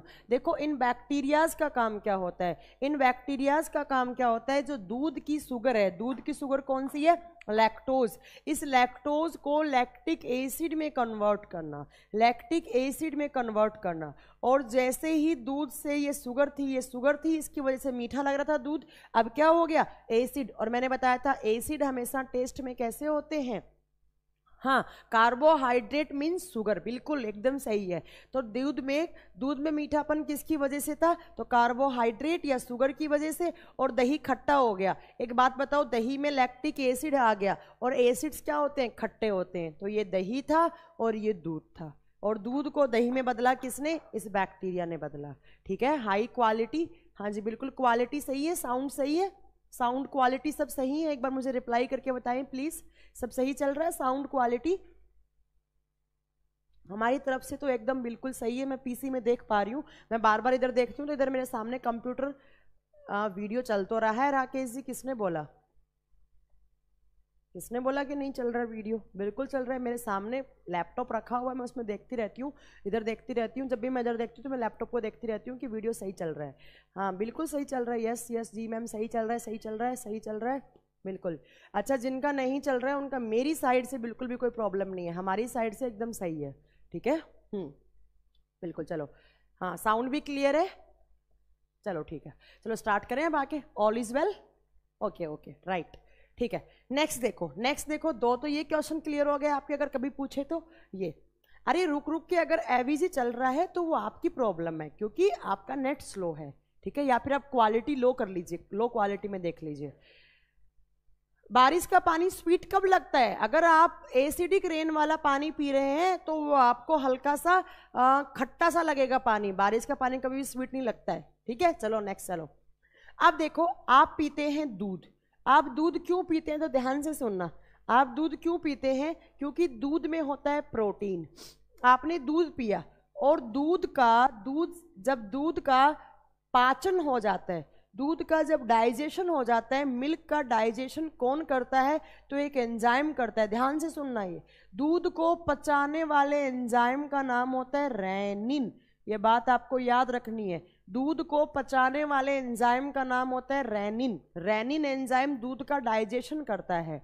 ठीक है, और दूध को पचाने के बाद दूध से हमें क्या मिलती है? तो दूध से हमें प्रोटीन मिलती है। और दूध में कौन सी प्रोटीन होती है? तो दूध में केसीन प्रोटीन होती है। ये बहुत बार एग्जाम में क्वेश्चन आता है कि दूध का डाइजेशन करने वाले एंजाइम का नाम बताइए, दैट इज रेनिन एंजाइम। और दूध में से कौन सी प्रोटीन मिलती है? तो केसीन प्रोटीन। अब सुनो ध्यान से, देखो अब सुनो ध्यान से, कैसे क्वेश्चन आएंगे। आपसे पूछे दूध में कौन सी शर्करा, मिल्क में कौन सी शुगर, कौन सी कार्बोहाइड्रेट, कौन सी? आंसर क्या होएगा? लैक्टोज। दूध को दही में बदलने वाले बैक्टीरिया का नाम लैक्टोबैसिलस बैक्टीरिया। दही में कौन सा एसिड होता है? Lactic acid. दूध का पाचन करने वाले एंजाइम का नाम बताओ, रेनिन एंजाइम। दूध को प्रोटीन में बदलने वाले एंजाइम का नाम तो भी रेनिन। और दूध से क्या मिलता है हमें? प्रोटीन। कौन सी प्रोटीन? Casein protein. ये सारे के सारे क्वेश्चंस आते हैं। हाँ, ये ओल्ड मैन में कम होता है रेनिन। हाँ जी, अभी बता देती हूँ मैं। देखो, जो रेनिन होता है वो बच्चों में ज्यादा मिलता है। क्यों? क्योंकि बच्चे जो होते हैं वो दूध ज़्यादा पीते हैं, तो उनमें रेनिन ज़्यादा बनता है। ठीक है, अगर आप दूध नहीं ले रहे हैं, मतलब ऐसे डेली रूटीन में अगर आप दूध नहीं पी रहे, तो ये रेनिन जो है वो निकलना कम हो जाता है। तो क्वेश्चन आता है बच्चों में कौन सा एंजाइम सबसे मात्रा में बनता है, सबसे अधिक मात्रा में? तो कौन सा? रेनिन। ठीक है, चलो नेक्स्ट चलो। अब नेक्स्ट, लैक्टिक एसिड आपका कंप्लीट हो गया है। ध्यान से सुना करो, बस चुपचाप पढ़ लो, अभी चुपचाप, कॉमेंट करने में ध्यान मत दो। अब बोलो, मैंने एक एक चीज बोर्ड पे लिखी है, एकदम क्लियर, हिंदी इंग्लिश दोनों लैंग्वेज में लिखा है, फिर भी बच्चे देखो कैसे कर रहे हैं कि हमें पीडीएफ नहीं दी, हमें ये नहीं दिया, हमें वो नहीं दिया। अरे मैंने आपसे जो कमिटमेंट की है पीडीएफ देने का, तो मैंने आपको बताया ना कि कुछ चैप्टर्स की मेरे पास पीडीएफ तैयार है, ऐसी बात नहीं है। 80% मेरे पास पीडीएफ तैयार है, बट एक दो चैप्टर्स हैं जिनकी नहीं है, तो वो हम करके दे देंगे। ठीक है, बोरिंग वाटर कैसा होता है, एसिडिक या बेसिक? बोरिंग वाटर एसिडिक होता है सर। ठीक है मैम, डीएनए की खोज किसने की? तो डीएनए की खोज फ्रेडरिक मिशर ने ही की थी, बट डीएनए का मॉडल किसने दिया था? दोनों न्यूक्लिक एसिड की खोज डीएनए आरएनए फ्रेडरिक मिशर ने की थी, बट डीएनए का मॉडल वॉटसन एंड क्रिक ने दिया, और आरएनए का मॉडल जिसने खोज की उसी ने दिया। ठीक है, क्लियर है? चलो नेक्स्ट चलो। यहाँ पर नेक्स्ट एसिड का नाम लिखती हूँ मैं, ऑक्जेलिक एसिड। ध्यान से सुनना, यहाँ से भी बहुत सारे क्वेश्चंस क्लियर करूंगे मैं आपके। Oxalic acid. अच्छा ये बताओ, तुम लोग तुम लोगों को मजा आ रहा है कि नहीं आ रहा है पढ़ के?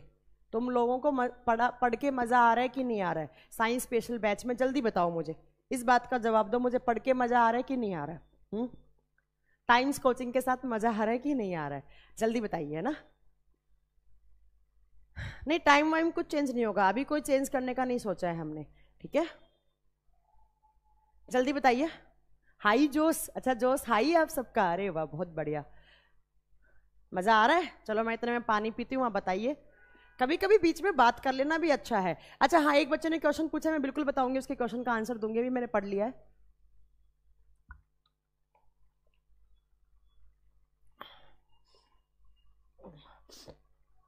मस्त है चलो ठीक है, सबको मजा आ रहा है, बहुत अच्छा।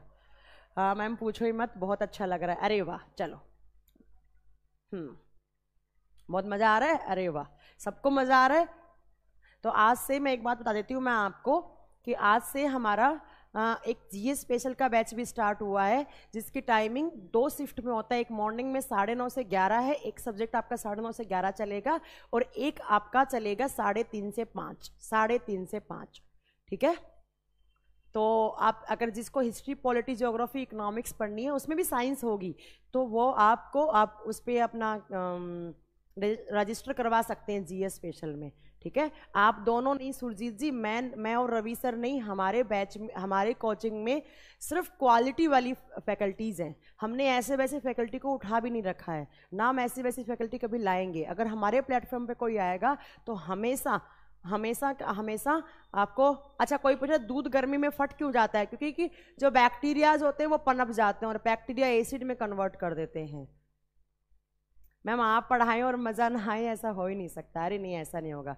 हाँ उसमें भी साइंस होगी, पर डिटेल में साइंस नहीं होगी वहाँ पर, ठीक है? मज़ा नहीं, सिलेक्शन लेना है, बिल्कुल सिलेक्शन लेना है। हम लोगों ने बैच बनाया ही क्या है, आप लोगों के लिए सिलेक्शन लेने के लिए ही बनाया है, ठीक है? तो कोई भी आपका फ्रेंड वेंड हो जिसको हिस्ट्री, पॉलिटिक्स, ज्योग्राफी, इकोनॉमिक्स, हमारे एक से एक बढ़ के टीचर हैं। आप अगर ज्योग्राफी वाले सर की बात करेंगे तो ज्योग्राफी में अमन अर्जुन सिन्हा सर पढ़ा रहे हैं, जो 2 बार यूपीएससी का इंटरव्यू दे चुके हैं, और उनकी ज्योग्राफी का तो लेवल इतना है कि मैं आपसे मतलब कमिट करके आपको बोल सकती हूँ कि मतलब इस मार्केट में छोड़ो, मतलब मैंने उनसे अच्छा टीचर नहीं देखा। जितना कंटेंट उनके पास है सर किसी के पास नहीं है। बात करूँ मैं इकोनॉमिक्स वाले टीचर की, अपने गोल्ड मेडलिस्ट हैं भरत सर गोल्ड मेडलिस्ट हैं इकोनॉमिक्स में, और इतना अच्छा इकोनॉमिक्स पढ़ाते हैं कि कॉन्सेप्ट के साथ पूरा इकोनॉमिक्स और करंट अफेयर्स सब पढ़ाते हैं, ठीक है? और उसके बाद आपके पॉलिटी वाले एसएल सर, वो तो इतने एक्सपीरियंस्ड है, वो तो मतलब आईएएस वाला मटेरियल है ना, फिर भी यहाँ पढ़ा रहे हैं वो, मतलब अलग बात है, ठीक है? हिस्ट्री के आपने देखे होंगे डेमो, तो सारे टीचर्स हमारे बहुत अच्छे हैं। हाँ मैम पीसीएस में बिल्कुल क्वेश्चन आएगा, पीसीएस में मैम पेपर लाकर दिखाऊंगी आपको पीसीएस में कैसे क्वेश्चंस आते हैं, ठीक है?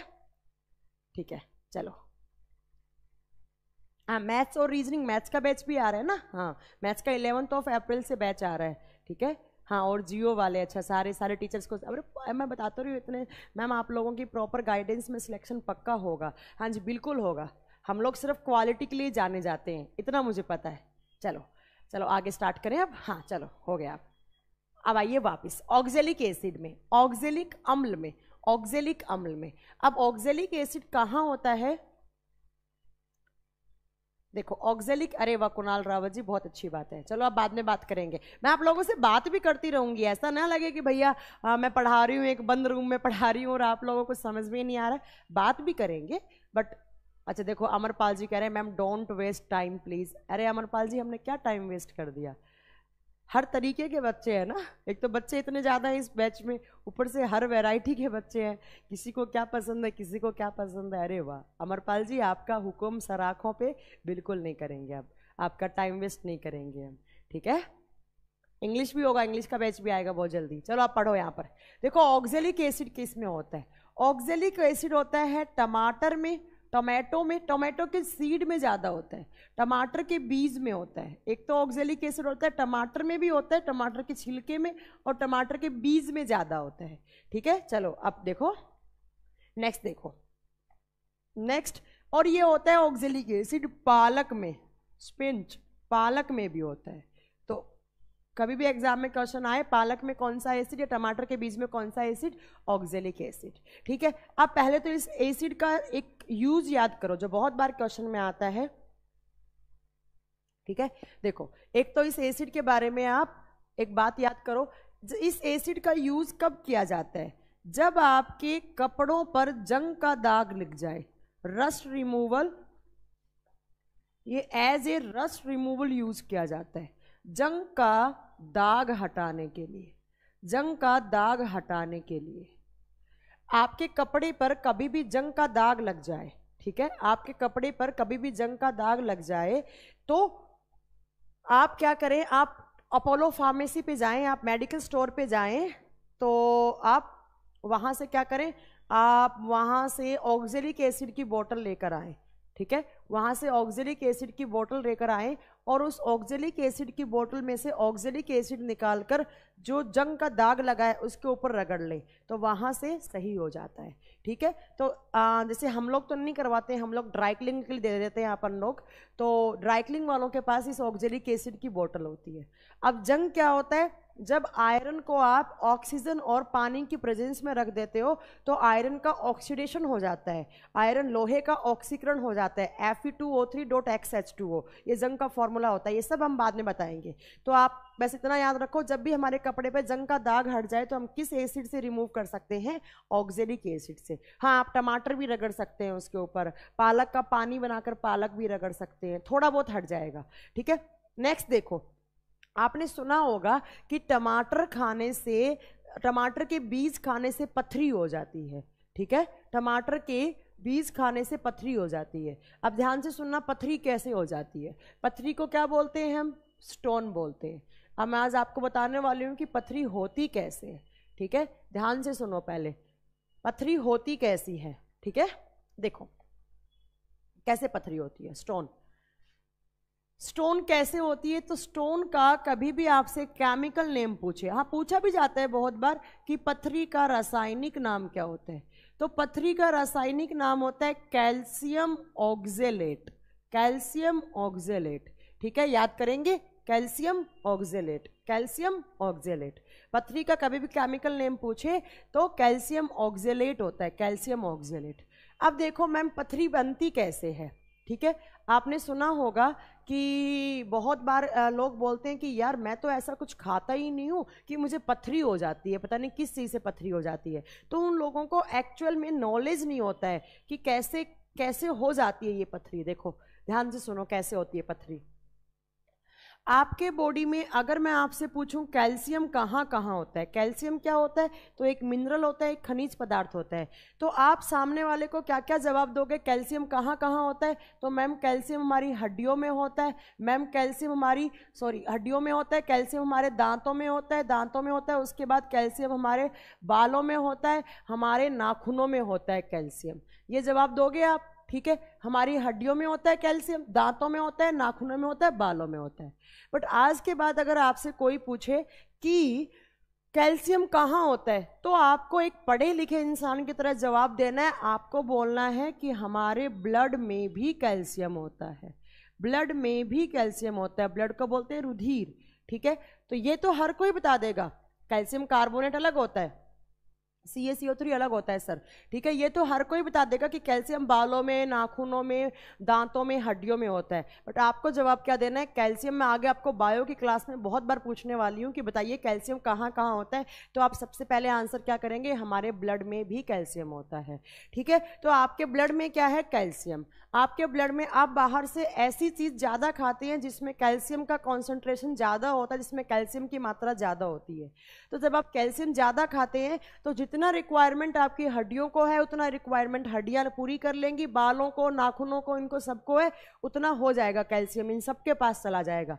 देन जो एक्सेस कैल्शियम है, वो एक्सेस कैल्शियम कहाँ पर आकर रुक जाता है? तो ब्लड में आकर रुक जाता है। तो जब आपके ब्लड में कैल्शियम ज्यादा है, इस स्टेज पर जब आपके ब्लड में कैल्शियम की क्वांटिटी ज्यादा है तो इस स्टेज पर आपने एक दो बार पालक पनीर खा लिया, आपने खा लिया टमाटर, टमाटर का छिलका, टमाटर के बीज खा लिए। अब एक बात बताओ, यहाँ से इन दोनों की फॉर्म में कौन सा एसिड खाया आपने बाहर से? तो ऑक्जेलिक एसिड खा लिया इन दोनों की फॉर्म में। तो वो ऑक्जेलिक एसिड जो आपने बाहर से खाया है उसका पाचन नहीं होगा, उसका डाइजेशन नहीं होगा, वो एज इट इज वो टमाटर का छिलका या टमाटर का बीज या जो वो पालक जो आपने खाया है ऑक्जेलिक एसिड की फॉर्म में, वो एज इट इज उसका पाचन नहीं होगा, एज इट इज आकर वो ऑक्जेलिक एसिड इस कैल्शियम के साथ जुड़ जाएगा, इस कैल्शियम के साथ जुड़ जाएगा। ऑक्जेलिक एसिड बोले तो टमाटर, टमाटर का बीज, टमाटर का सारा वो सब है, ठीक है। तो ऑक्जेलिक एसिड आकर किसके साथ जुड़ गया? कैल्शियम के साथ। कैल्शियम पहले ही था, ऑक्जेलिक एसिड आकर जुड़ गया, ऑक्जेलिक अम्ल आकर जुड़ गया। ये दोनों जब जुड़ते हैं तो गांठ बना लेते हैं, गांठ की फॉर्म में आ जाते हैं। उस गांठ को ही क्रिस्टल बोलते हैं, क्रिस्टल बना लेते हैं। और उसी गांठ को हम क्या बोला जाता है? राज बहादुर जी, एसएससी का बैच बहुत जल्दी आने वाला है, ठीक है। तो उसी एसिड को, और ये ऑक्जेलिक एसिड जब आकर कैल्शियम के साथ जुड़ता है तो उसको क्या होता है कि आपका गांठ बन जाएगा। ऑक्जेलिक एसिड और कैल्शियम जुड़ेंगे, उसी गांठ को आप क्या बोल देते हैं? उस गांठ को हम बोल देते हैं स्टोन। और उस जब कैल्शियम और ऑक्जेलिक एसिड जुड़े हैं तो कैल्शियम ऑक्जेलेट बना है, और कैल्शियम ऑक्जेलेट की गांठ को ही हम क्या नाम देते हैं? स्टोन। स्टोन, ठीक है, स्टोन, ठीक है, हो गया। अब देखो आपसे कैसे क्वेश्चन आएगा, मैं यहाँ क्यों पढ़ा रही हूँ। आपसे पूछे कि पथरी का केमिकल नेम क्या होता है, तो पथरी का रासायनिक नाम क्या होता है? ऑक्जेलिक एसिड होता है। आपसे पूछे पथरी कौन से खनिज पदार्थ की वजह से होती है, कौन सा मिनरल स्टोन कॉज करता है? कैल्शियम। कहाँ का कैल्शियम? ब्लड का कैल्शियम। कौन सा कैल्शियम, कौन सा एसिड आपको पथरी कोज करता है? ऑक्जेलिक एसिड, ऑक्जेलिक अम्ल। और ऑक्जेलिक एसिड किसमें होता है? टमाटर में और पालक में, टमाटर के बीज में और टमाटर के छिलके में ज्यादा होता है, ठीक है। देखो कैल्शियम ऑक्जेलेट, ये आपका पथरी बन चुका है, स्टोन। अब ये पथरी क्या होएगा? आपके ब्लड के अंदर घुल जाएगा, और ब्लड में घुलकर हो सकता है आपकी किडनी में जाकर जम जाए, तो डॉक्टर बोलेगा आपको किडनी स्टोन हो चुका है। हो सकता है ये आपके गोल ब्लैडर में जाकर जम जाएगा। गोल ब्लैडर को क्या बोलते हैं? पित्त की थैली, जो लीवर के साथ जुड़ा हुआ होता है। और हो सकता है ये आपके लंग्स में जाकर जम जाए, फेफड़ों में, तो लंग्स में स्टोन हो जाएगा। हो सकता है ये लीवर में जाकर जम जाए तो लीवर में स्टोन हो जाएगा। इंडिया में सबसे ज़्यादा जो स्टोन होते हैं वो हमेशा गोल ब्लैडर वाले होते हैं। 90% इंडिया में गोल ब्लैडर वाले स्टोन ही होते हैं। और बोलते हैं ना स्टोन, जब स्टोन होता है तो बोलते हैं ना बियर पी लेनी चाहिए, है ना। गोल ब्लैडर, गोल ब्लैडर का मतलब क्या होता है? गॉल ब्लैडर का मतलब होता है पित्त की थैली, पित्त की थैली, ठीक है, पित्ताशय, जिसको बोलते हैं पित्ताशय, ठीक है। तो क्या बोला जाता है कि जब आपको स्टोन है तो आपको कहा जाता है बियर पी लो। आपके दोस्त वगैरह, आपकी कम्युनिटी में, हम इंडियंस की ऐसी सोच बनी हुई है कि जब हमें पथरी होती है तो हम बियर पीते हैं तो पथरी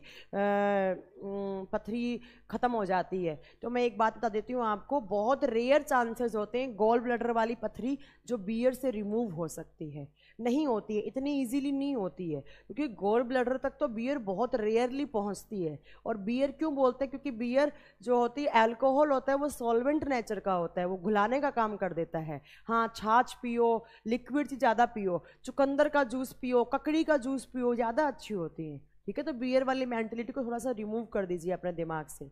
पी पी कर बेवड़े हो जाओगे और कोई भी पथरी बढ़ती जाएगी, बढ़ती जाएगी, बढ़ती जाएगी, फिर डॉक्टर आपका गॉल ब्लैडर काट देता है, ठीक है ना। तो प्राइमरी स्टेज पर ही अगर आपके गॉल ब्लैडर में स्टोन है तो आप या तो लेजर करवा लें या प्रॉपर सर्जरी करवा के उसको रिमूव करवा लें, ठीक है।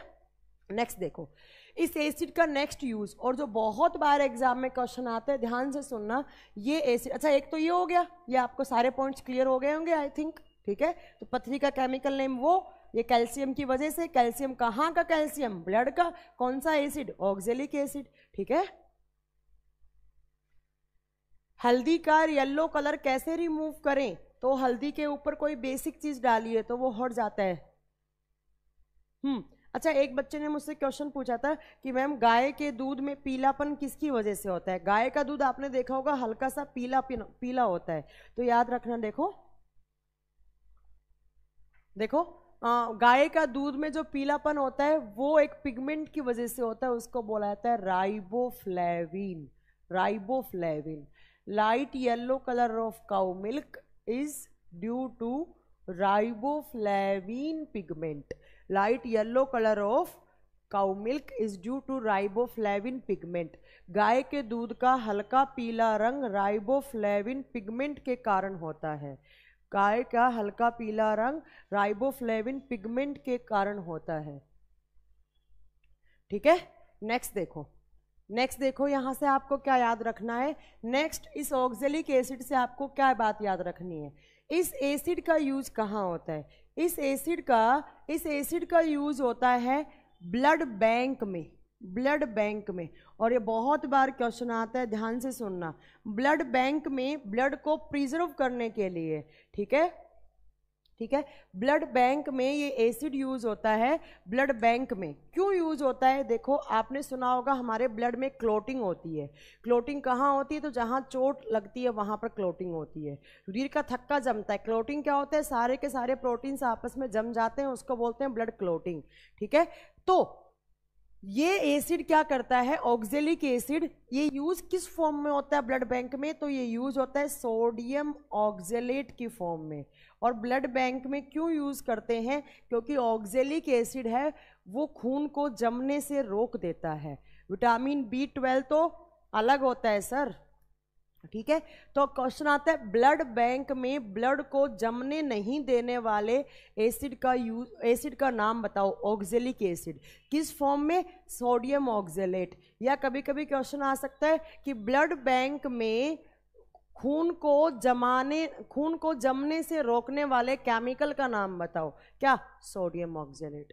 इतने सारे पॉइंट्स आपको किससे याद रखने थे, लैक्टिक एसिड से, ठीक है। मुझे लगता है सारे के सारे पॉइंट्स आपको क्लियर हो गए होंगे, और ऐसा कुछ तो है ही नहीं कि आपको क्लियर ना हुए हों, ठीक है। इसी एसिड का यूज होता है कपड़ों से जंग का दाग हटाने में। इसी एसिड का यूज होता है ब्लड बैंक में खून को अच्छा रखने के लिए, अच्छा बोले तो खून को जमने से रोकने के लिए, खून की क्लोटिंग ना हो, इसलिए इसको यूज करते हैं। किस फॉर्म में, सोडियम ऑक्जेलेट। अच्छा देखना, ध्यान से सुनना, कैल्शियम ऑक्जेलेट तो क्या होता है, पत्थरी, और सोडियम ऑक्जेलेट क्या होता है, वो ब्लड बैंक में यूज होता है।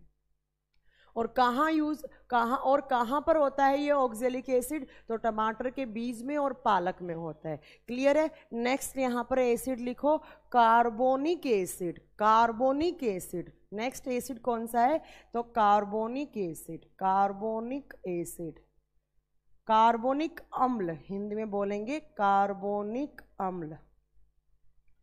कार्बोनिक एसिड वैसे तो इनके फॉर्मूले नहीं पूछता है, फिर भी मैं लिख देती हूँ H2CO3, ठीक है। हिपैरिन हमारे बॉडी में होता है Rahul ji, but blood bank में थोड़ी ना हिपैरिन होगा। आगे पढ़ाएंगे सब, आप कंफ्यूज मत हो, आगे मैं बताऊंगी सारा, ठीक है। विटामिन K होता है सुरजीत जी, आप वैसे भी कंफ्यूज हो रहे हो, ठीक है। H2SO3, ये कार्बोनिक एसिड कहाँ यूज होता है, तो कार्बोनिक एसिड यूज होता है सॉफ्ट ड्रिंक्स में, और सॉफ्ट ड्रिंक्स को हिंदी में बोलते हैं पेयजल। सॉफ्ट ड्रिंक बोले तो कोका कोला, थम्स अप, ये सब, ठीक है। तो कैसे देखो, आपने कोल्ड ड्रिंक की बोतल जब आप खोलते हैं तो एक गैस रिलीज होती है, गैस निकलती है। तो कोल्ड ड्रिंक की बोतल में कौन सी गैस होती है, कार्बन डाइऑक्साइड। बट एक बात याद रखना, जो चिप्स का पैकेट होता है उसमें कौन सी होती है, उसमें होती है नाइट्रोजन डाइऑक्साइड, ठीक है। चिप्स के पैकेट में जो भरी हुई होती है वो नाइट्रोजन गैस होती है, चिप्स के पैकेट में नाइट्रोजन होती है। बट जो कोल्ड ड्रिंक की बोतल होती है उसमें कौन सी होती है, कार्बन डाइऑक्साइड। तो कार्बन डाइऑक्साइड को क्यों यूज करते हैं, एज ए फर्मेंटेशन, और साथ में H2O, पानी, कोल्ड ड्रिंक में पानी तो होता ही है, तो ये दोनों रिएक्ट करके कौन सी गैस बना लेते, कौन सा एसिड, H2CO3। और H2CO3 को क्या बोलते हैं हम, कार्बोनिक एसिड। तो याद रखना है कार्बोनिक एसिड कहाँ होता है, तो कोल्ड ड्रिंक की बोतल में, हाँ, एज ए प्रिजर्वेशन के लिए यूज करते हैं कार्बन डाइऑक्साइड को, बिल्कुल, ठीक है। नेक्स्ट देखो, नेक्स्ट यहाँ से एसिड देखो, नेक्स्ट को आपको एसिड कौन सा पढ़ना है, तो नेक्स्ट एसिड है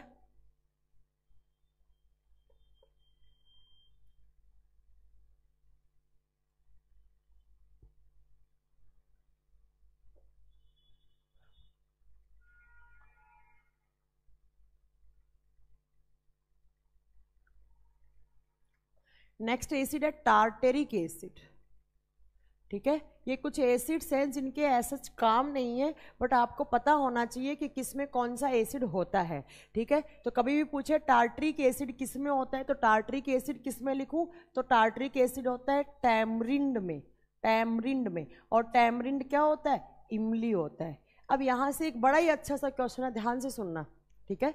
बहुत अच्छा क्वेश्चन है, PCS के लेवल का क्वेश्चन है ये। आप आपने कभी केक बनाया होगा घर पे या पेस्ट्री बनाई होगी, तो आप केक में फर्मेंटेशन के लिए, ताकि बहुत दिनों तक वो पड़ा रहे, अच्छा सेफ रहे, और प्लस आपने देखा होगा केक को फुलाने के लिए, केक में सॉफ्टनेस लाने के लिए, फुलाने, उसको फ्लफी बनाने के लिए, या पेस्ट्री को फ्लफी बनाने के लिए आप कौन सा वहाँ पर सोडा यूज़ करते हैं? तो NaHCO3। अभी तक आपको नाम याद हो गया होगा, सोडियम बाइकार्बोनेट। तो क्वेश्चन ये भी आता है केक बनाने में कौन सा सोडा यूज होता है? तो कौन सा? बेकिंग पाउडर या बेकिंग सोडा, केमिकल नेम दोनों का सेम होता है, ठीक है, ये यूज होता है। तो एक्चुअली होता क्या है, आप कभी सोडे को चखना, आप सोडे को, बेकिंग पाउडर को चखना हाथ में लेकर, बहुत कड़वा लगेगा आपको, बहुत बिटर होता है ये, बहुत कड़वा होता है। क्यों? क्योंकि जो सोडे होते हैं वो हमेशा बेसिक नेचर में होते हैं, वो हमेशा क्षारीय प्रवृत्ति के होते हैं, और क्षार हमेशा चखने पे कैसे लगते हैं? कड़वे लगते हैं, बिटर लगते हैं, ठीक है। तो जो सोडियम बाइकार्बोनेट होता है उसको हम केक में यूज़ करते हैं, केक में फ्लफी बनाने के लिए केक को, प्लस केक को फर्मेंटेशन, एज ए फर्मेंटेशन भी काम करता है, तो यूज़ करते हैं वहाँ पे, ठीक है। तो केक में कौन सा सोडा? Sodium bicarbonate. तो मैम आप तो बोल रही हो ये सोडा डाला, तो सोडा तो कड़वा होता है, तो कड़वा होना चाहिए, बट केक तो मीठा होता है। तो एक्चुअली वहाँ पर क्या किया जाता है, केक बनाते समय पर इस सोडियम बाइकार्बोनेट की बिटरनेस को डिक्रीज करने के लिए, इस बेकिंग सोडे के कड़वापन को कम करने के लिए वहां पर साथ में कौन सा एसिड मिलाया जाता है? Tartaric acid. Tartaric acid. तो बहुत बार एग्जाम में क्वेश्चन आता है कि केक बनाते समय जो सोडियम बाइकार्बोनेट होता है या बेकिंग पाउडर होता है, उसके कड़वापन कम करने के लिए कौन से अम्ल का उपयोग किया जाता है? तो कौन सा अम्ल? टार्टरिक अम्ल। क्यों? तो to decrease bitterness of baking powder, to decrease bitterness of baking powder. Clear है यहाँ तक? तो इस एसिड का ऐसे बाकी कोई यूज नहीं है, बट आपको पता होना चाहिए कि इमली में कभी पूछे टैमरिन में कौन सा? टार्टरिक एसिड, ठीक है। साउंड प्रॉब्लम, साउंड तो एकदम करेक्ट है, यहाँ से साउंड बिल्कुल सही है। हिमांशु जी आप अपना थोड़ा सा मोबाइल का साउंड चेक कर सकते हैं, ठीक है। नेक्स्ट देखो, नेक्स्ट आपसे पूछे लेमन में, लेमन, ऑरेंज, ऑरेंज बोले तो संतरा, या आपसे पूछे आंवला, या पूछे, चलो आंवला में भी होता है थोड़ा बहुत, या आपसे पूछे ग्रेप्स में, ग्रेप्स क्या होते हैं? अंगूर, अंगूर में, ठीक है, नींबू में, संतरे में, आंवले में, ग्रेप्स में, अंगूर में कौन सा एसिड होता है? तो बहुत अच्छे से पता है आपको, सिट्रिक एसिड। अच्छा, आंवले में दोनों एसिड होते हैं, ध्यान से सुनना। आंवले में मैं अलग से लिख देती हूँ, आंवला में सिट्रिक एसिड भी होता है और आंवला में अस्कॉर्बिक एसिड भी होता है, अस्कॉर्बिक एसिड, अस्कॉर्बिक अम्ल भी होता है। तो दो बोथ वाला ऑप्शन आपको हमेशा लेकर चलना है, अस्कॉर्बिक अम्ल। क्लियर है? हाँ, मैं एकदम अच्छी हूँ दीपक शर्मा जी, मैं बहुत अच्छी हूँ। नेक्स्ट लिखिए, नेक्स्ट आपसे पूछे गेहूं में कौन सा एसिड होता है? वेट में कौन सा एसिड होता है? तो गेहूं में होता है ग्लूटेनिक अम्ल, ग्लूटेनिक एसिड, ग्लूटेनिक एसिड। तो ये लिख देंगे आप, सेम नाम हिंदी में, ग्लूटेनिक एसिड। ये सब क्वेश्चंस आते हैं, ठीक है। नेक्स्ट देखो, नेक्स्ट यहां से आपसे पूछा जाता है कि एप्पल में, एप्पल, सेब में कौन सा एसिड होता है? तो सेब में होता है मैलिक एसिड, मैलिक एसिड, ठीक है, ये भी याद रखना है आपको, मैलिक एसिड। नेक्स्ट आपसे पूछे कि जो पेन किलर्स होती हैं, पेन किलर्स, जैसे एक डिस्प्रीन आती थी पहले जिसको बैन कर दिया, डिस्प्रीन। तो इन पेन किलर्स में, पेन किलर्स होती हैं दर्द निवारक दवाइयाँ, दर्द निवारक दवाइयाँ, ठीक है। तो इन सब में डिस्प्रिन को बैन कर रखा है ना, तो क्यों किया था? क्योंकि उसमें सैलिसैलिक एसिड था, सैलिसैलिक एसिड। और सैलिसैलिक एसिड है वो आपके लीवर में एक सेल्स होती हैं, कोशिकाएं होती हैं, हेपेटिक सेल्स, उन सबको नष्ट करने का काम कर रहा था, लीवर को खराब करने का काम कर रहा था, इसीलिए सैलिसैलिक एसिड डिस्प्रिन को बैन कर रखा है। मिलने को आज भी मिल जाती है, क्योंकि इंडिया में जो चीज़ सबसे ज़्यादा बैन होती है वही मिलती है, ठीक है। नेक्स्ट देखो, नेक्स्ट आता है कि जो रेड कलर वाली आंट होती हैं, रेड आंट, लाल कलर वाली चींटी, चींटी में कौन सा एसिड होता है? तो चींटी में फोमिक एसिड होता है। फोमिक एसिड जो फोमिकस वर्ड से आया है, अरेबियन लैंग्वेज में फोमिकस का मतलब होता है चींटी, रेड आंट, ठीक है, रेड आंट। तो फोमिक एसिड, फोमिक एम्ल। अच्छा, फोमिक एसिड और मिथेनोइक एसिड दोनों सेम ही होते हैं, तो कभी कभी ऑप्शन में मिथेनोइक एसिड भी आ सकता है, तो भी आप सही कर देंगे। नेक्स्ट आता है जो आप मक्खन खाते हैं, जो आप बटर खाते हैं, उसमें कौन सा एसिड होता है? उसमें होता है butyric acid, butyric acid, butyric अम्ल, ब्यूटेरिक एसिड, ठीक है।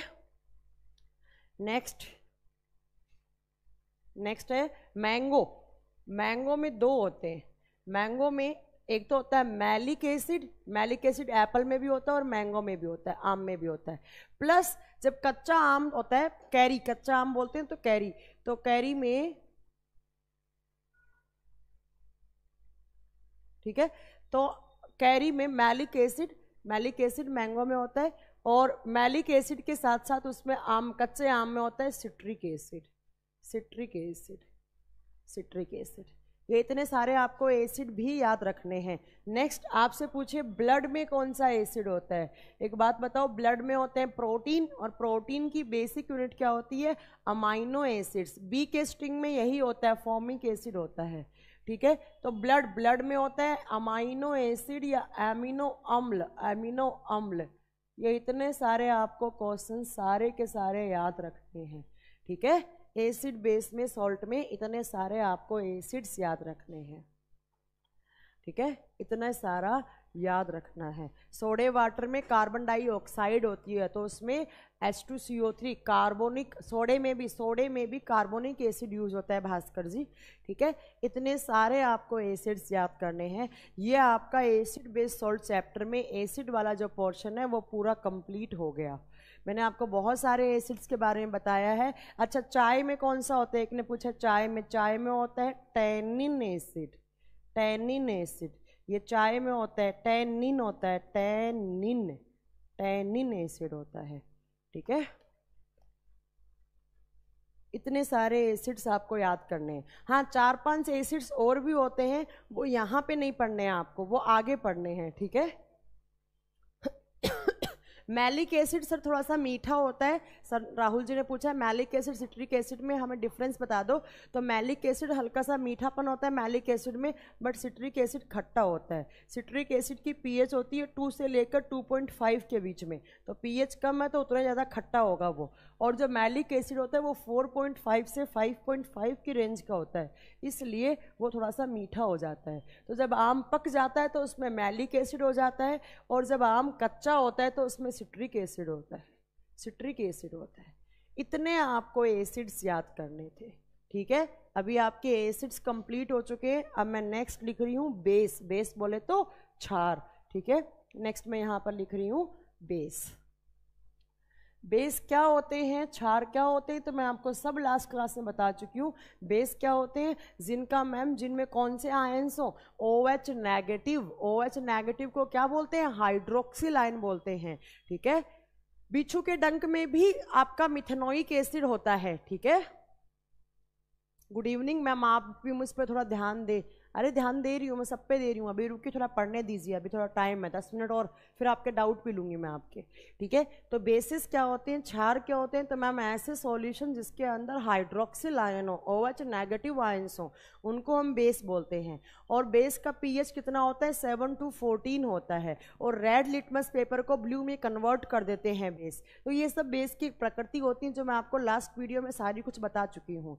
अब देखो, आपको एक एक करके बेसिस पढ़ने हैं सारे, ठीक है। तो मैं लिख रही हूँ, कुछ बेसिस के नाम लिख रही हूँ, ध्यान से सुनना यहाँ पर, ठीक है। चलो, सबसे पहला मैंने यहाँ पर बेस स्टार्ट किया है। कहाँ से स्टार्ट करूँ? चलो इससे स्टार्ट करते हैं। MgOH twice, MgOH twice.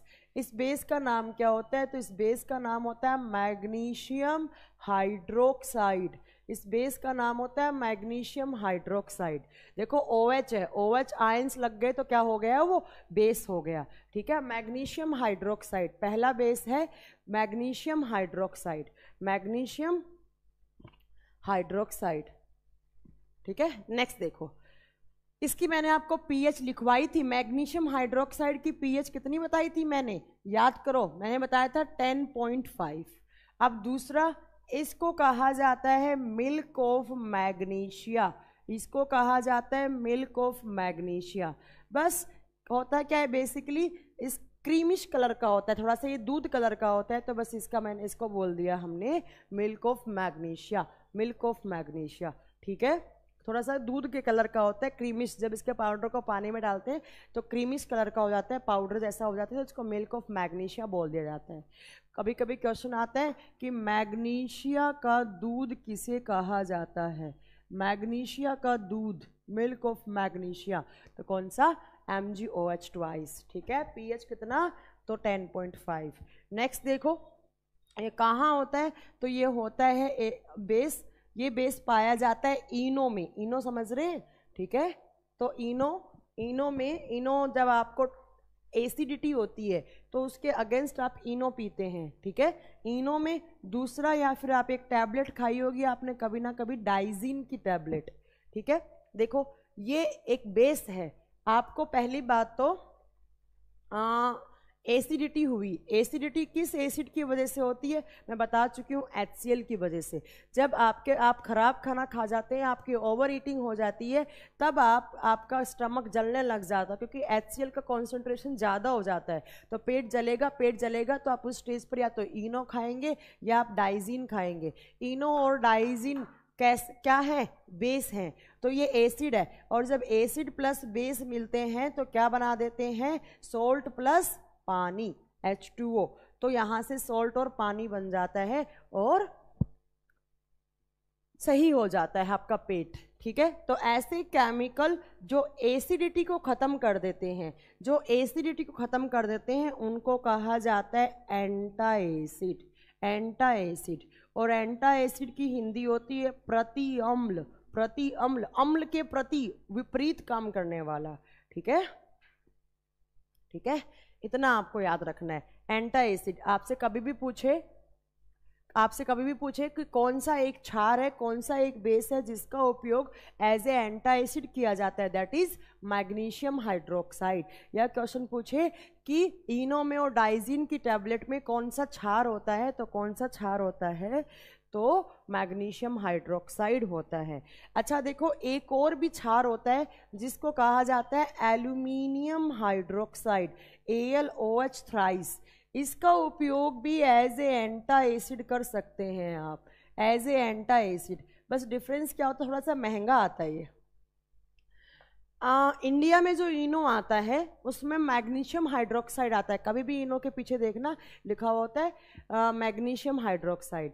ठीक है, बट कभी भी आप बाहर की कंट्री का कोई आप वो खरीदेंगे, इनो खरीदेंगे, तो उनमें पीछे लिखा होता है एल्यूमिनियम हाइड्रोक्साइड, क्योंकि वहाँ पर जो बेस होता है वो होता है एल्यूमिनियम हाइड्रोक्साइड। तो कभी भी एग्जाम में क्वेश्चन आए कि कौन कौन से क्षार हैं, कौन कौन से बेस हैं जो अरे सेल का PDF हिंदी में अपलोड तो कर दिया है मैंने, सेल का PDF हिंदी में भी इंग्लिश में दोनों में दे दिया है। हाँ, MCQs इंग्लिश में दे दिए, हिंदी में भी अभी करवा दूंगी मैं। तो ये दोनों एल्यूमिनियम हाइड्रोक्साइड, मैग्नीशियम हाइड्रोक्साइड जो होते हैं वो दोनों एज ए एंटा एसिड काम करते हैं। ठीक है, नेक्स्ट लिखूं मैं, नेक्स्ट लिख रही हूं मैं। पहला क्षार था मैग्नीशियम हाइड्रोक्साइड, तो ये इनो में और डाइजीन टैबलेट में होता है। अब नेक्स्ट देखो, 2 नंबर पे बेस देखो, 2 नंबर पे जो बेस पढ़ना है आपको वो पढ़ना है zinc oxide, ZNO, zinc oxide, zinc oxide. ठीक है, ZNO, zinc oxide, zinc oxide. देखो इसके 2 नाम होते हैं, इसको जिंकाइट भी कहा जाता है, it is also known as zincite. अब ये जिंकाइट क्यों कहा जाता है, जिंकाइट जो है वो जिंक मेटल का एक और होता है, और का मतलब होता है एस्क, मेटल। और क्या होते हैं, अर्थ क्रस्ट का वो पार्ट जहां पर एटलीस्ट एक मेटल होती है उसको कहा जाता है और एस्क। एक होता है अलॉय, आगे सब पढ़ाऊंगी मैं आपको। तो जिंक ऑक्साइड को जिंकाइट भी कहा जाता है, क्योंकि जिंकाइट इसका एक और होता है, तो इसका दूसरा नाम जिंकाइट होता है, कभी कंफ्यूज मत होना, ठीक है। नेक्स्ट देखो, इसका एक नाम और होता है, इसको कहा जाता है फ्लावर ऑफ जिंक। इसको जिंक का फूल भी कहा जाता है, जिंक का फूल कहा जाता है। क्यों? तो कुछ नहीं, बस कहने का कोई रीज़न नहीं है, ऐसे इसका नाम दे दिया फ्लावर ऑफ जिंक। अब आपको तो ये याद रखना है कि इसके यूज़ क्या होते हैं, कहाँ कहाँ यूज़ होता है। तो सबसे पहला यूज़ होता है ये आर्टिफिशियल टीथ बनाने में, नकली दांत बनाने में। जब आपके दांत टूट जाते हैं तो आप जो नकली दांत लगवाते हैं वो किसके बनते हैं? जिंक ऑक्साइड के बनते हैं, जिंक ऑक्साइड के बनते हैं, ठीक है। तो ये याद रखना है, कभी कभी क्वेश्चन आता है नकली दांत किस केमिकल के बनते हैं, तो जिंक ऑक्साइड के। दूसरा, ये जो बेस है वो काम करता है एंटी टैनिंग की तरह, anti tanning agent, anti tanning agent. Anti tanning, tanning क्या होती है? जब आप धूप में जाते हैं तो आपकी स्किन काली पड़ जाती है ना। आप जब धूप में जाते हैं तो आपकी स्किन काली पड़ जाती है। क्यों पड़ जाती है उसका नाम भी सुन लो, उसका कारण भी सुन लो।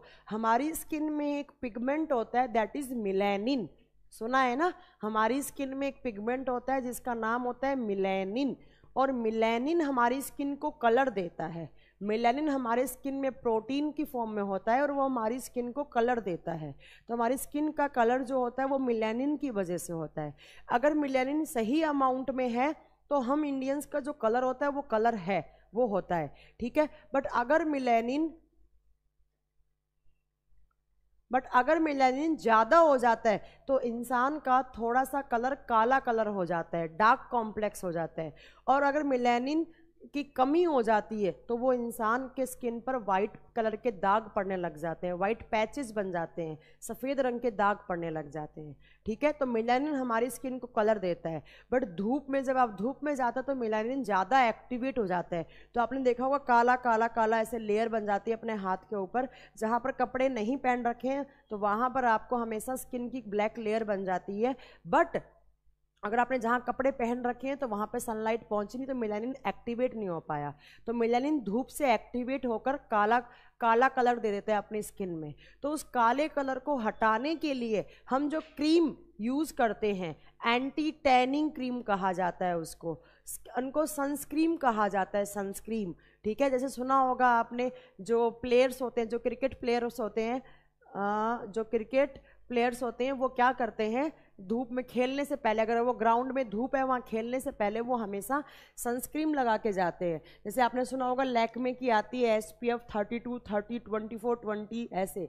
तो वो क्या होता है, वो सब एंटी टैनिंग क्रीम होती हैं। तो ये जिंक ऑक्साइड कहाँ यूज होता है? एंटी टैनिंग क्रीम बनाने में, धूप से बचाने वाली क्रीम बनाने में जिंक ऑक्साइड का उपयोग होता है। ये सारी बातें आपको जिंक ऑक्साइड से याद रखनी है। जिंक ऑक्साइड का उपयोग कहाँ होता है? तो एंटी टैनिंग क्रीम बनाने में, एंटी टैनिंग क्रीम बनाने में। नेक्स्ट देखो, यहाँ से आपको क्या याद रखना है। नेक्स्ट जो बेस है वो कौन सा याद रखना है?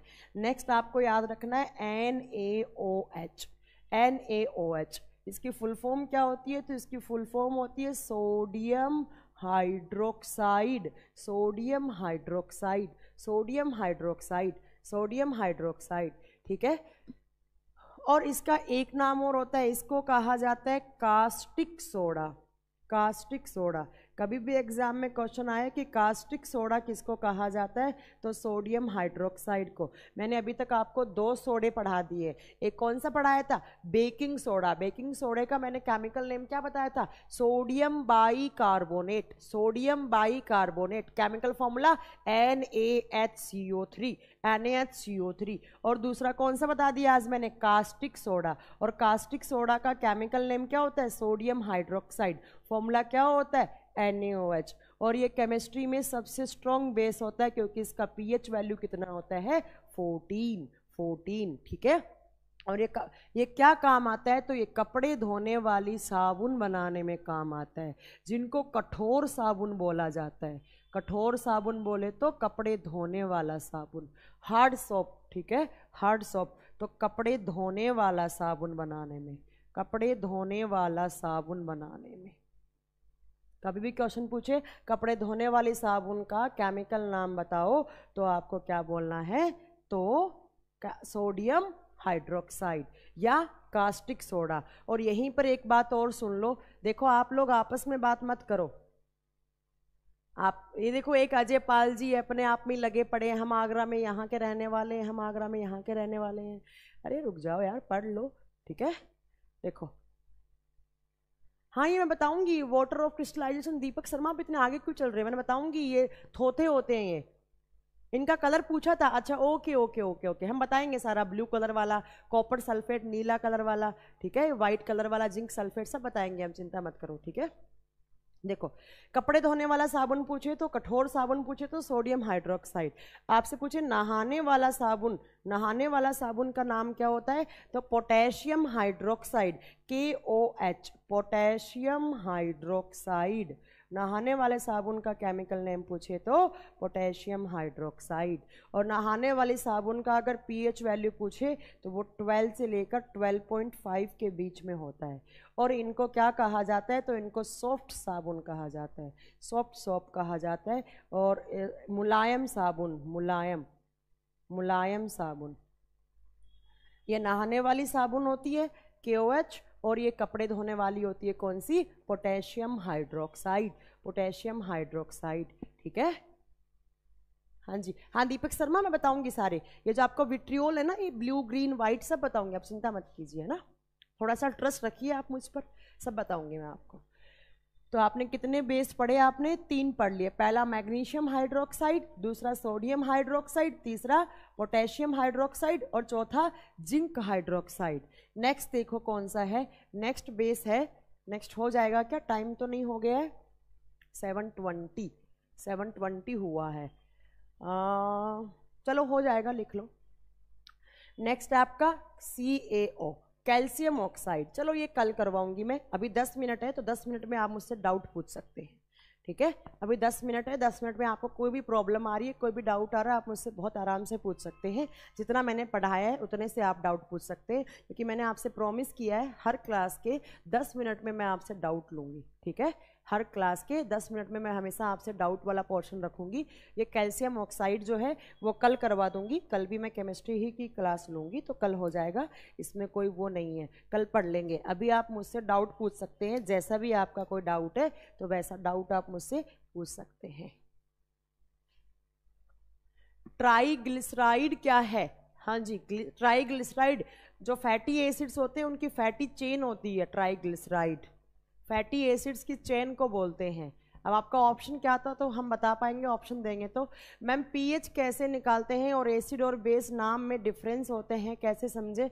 मोहम्मद शाहिदी आप मतलब पहला क्लास बताया तो था मैंने एसिड बेस के बारे में, आप कंफ्यूज कैसे हो रहे हैं। मैम प्रैक्टिस बुक कहाँ से ले NTPC के लिए, तो आप घटना चक्र ले लीजिए, घटना चक्र हिंदी इंग्लिश दोनों में आती हैं, ठीक है। मैम ये फॉर्मूला में जो ऊपर और नीचे नंबर होता है वो क्या होता है, वो उसका वैलेंसी होता है। मैम आप अगर मैम हैं तो आपको उसका वैलेंसी होता है। मैम कैल्शियम ऑक्सीडेट का कैल्शियम क्या कहते हैं, कैल्शियम C, अच्छा कैल्शियम ऑक्सीडेट का फॉर्मूला CA के आगे ऑक्जेलिक एसिड का फॉर्मूला होता है C3H6O6, ठीक है। तो वो होता है कैल्शियम ऑक्सीलेट का फॉर्मूला। TNF के बारे में फिर से बताएं, TNF के बारे में क्या बताएं उमेश जी, ट्राई नाइट्रोफेनॉल नाम होता है इसका, ट्राई नाइट्रोफेनॉल। मैम असाइनमेंट में कुछ क्वेश्चंस हैं जो नहीं हुए, अच्छा नहीं हुए तो कोई बात नहीं। PDF क्लियर नहीं है, किसका PDF क्लियर नहीं है, जल्दी बताइए PDF कौन सा क्लियर नहीं है, जल्दी बोलिए PDF क्लियर कौन सा नहीं है, हिंदी वाला या इंग्लिश वाला, हिंदी वाला या इंग्लिश वाला, कौन सा PDF क्लियर नहीं है। मैम PDF सही दे रही हो, आप लोग ऐसा कर रहे क्यों, सही दे रही हो शिवम कुमार जी, PDF सही तो दे रहे हैं और ऐसा क्या कर रहे हैं आप। मैम आपकी बुक नहीं आती क्या, नहीं मेरा बुक का काम चल रहा है, मेरी बुक की टाइपिंग चल रही है, बहुत जल्दी मेरी बुक आने वाली है, 1 महीना 1.5 महीना तो लग ही जाएगा, है ना। मैम स्टोन बॉडी के किसी भी पार्ट में हो सकता है, हाँ इनर ऑर्गन में कब कोई भी हो सकता है। मैम MCQs हिंदी में, हाँ हिंदी में अपलोड करवा देंगे, मैं अभी लैपटॉप से उठाकर वहाँ पर मैं हिंदी में दे दूँगी, कोई दिक्कत नहीं है। कोशिका कला क्या कह रहे, कोशिका अरे कोशिका कला मेम्ब्रेन को कहा जाता है, मेम्ब्रेन को। मैम यह मेरी पहली क्लास है। तो सुरेंद्र जी आप जो पीछे की क्लास हुई हैं अभी तक, उन सारी क्लासेस आप देख लें तो आपको पता लग जाएगा कि हमने अभी तक आपको क्या पढ़ाया। मैम आपकी हैंडराइटिंग बहुत अच्छी है। अरे नहीं, हमारी हैंडराइटिंग तो बहुत गंदी है, कोई हैंडराइटिंग अच्छी नहीं है, ठीक है। हिंदी में पीडीएफ सही नहीं है। अच्छा, हिंदी में पीडीएफ इतना तो अच्छा है, सेल वाले चैप्टर का हिंदी में पीडीएफ कितना क्लियर है। इससे क्लियर क्या होगा, इससे क्लियर आप बना लीजिए अपने में, ठीक है। पीडीएफ को टाइप करके दे। अरे नहीं नहीं नहीं नहीं नहीं, इतना टाइम किसी के नहीं है, कि किसी के पास नहीं है कि पीडीएफ को टाइप करके देना जी, ना ना ना ना ना ना। जीव द्रव्य के बारे में बताएं। क्या कहते हैं, जीव द्रव्य के बारे में। कोशिका द्रव, कोशिका द्रव होता है वो।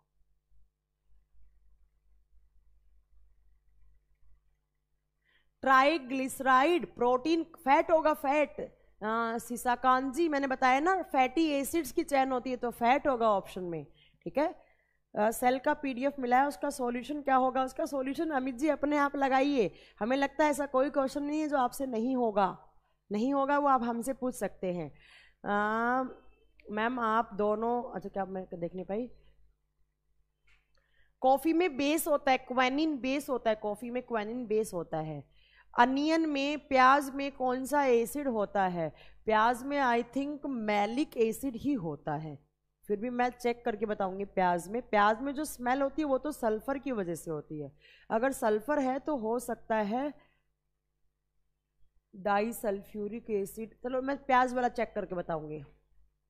मैम आपकी केमिस्ट्री एंड बायो दोनों सुपर हैं। आपने कौन सी पढ़ाई करी है? अरे हिमांशु जी हमने बहुत ज़्यादा पढ़ाई की है, बताने लगेंगे तो फिर आप लोग सरप्राइज हो जाएंगे क्या क्या पढ़ा है, ठीक है। कल वाला पीडीएफ, कल किसका पीडीएफ मिला है जो क्लियर नहीं है? नीरज जी कल मैंने क्या पीडीएफ दिया आपको? डाइजेस्टिव सिस्टम दिया है। डाइजेस्टिव सिस्टम तो क्लियर है।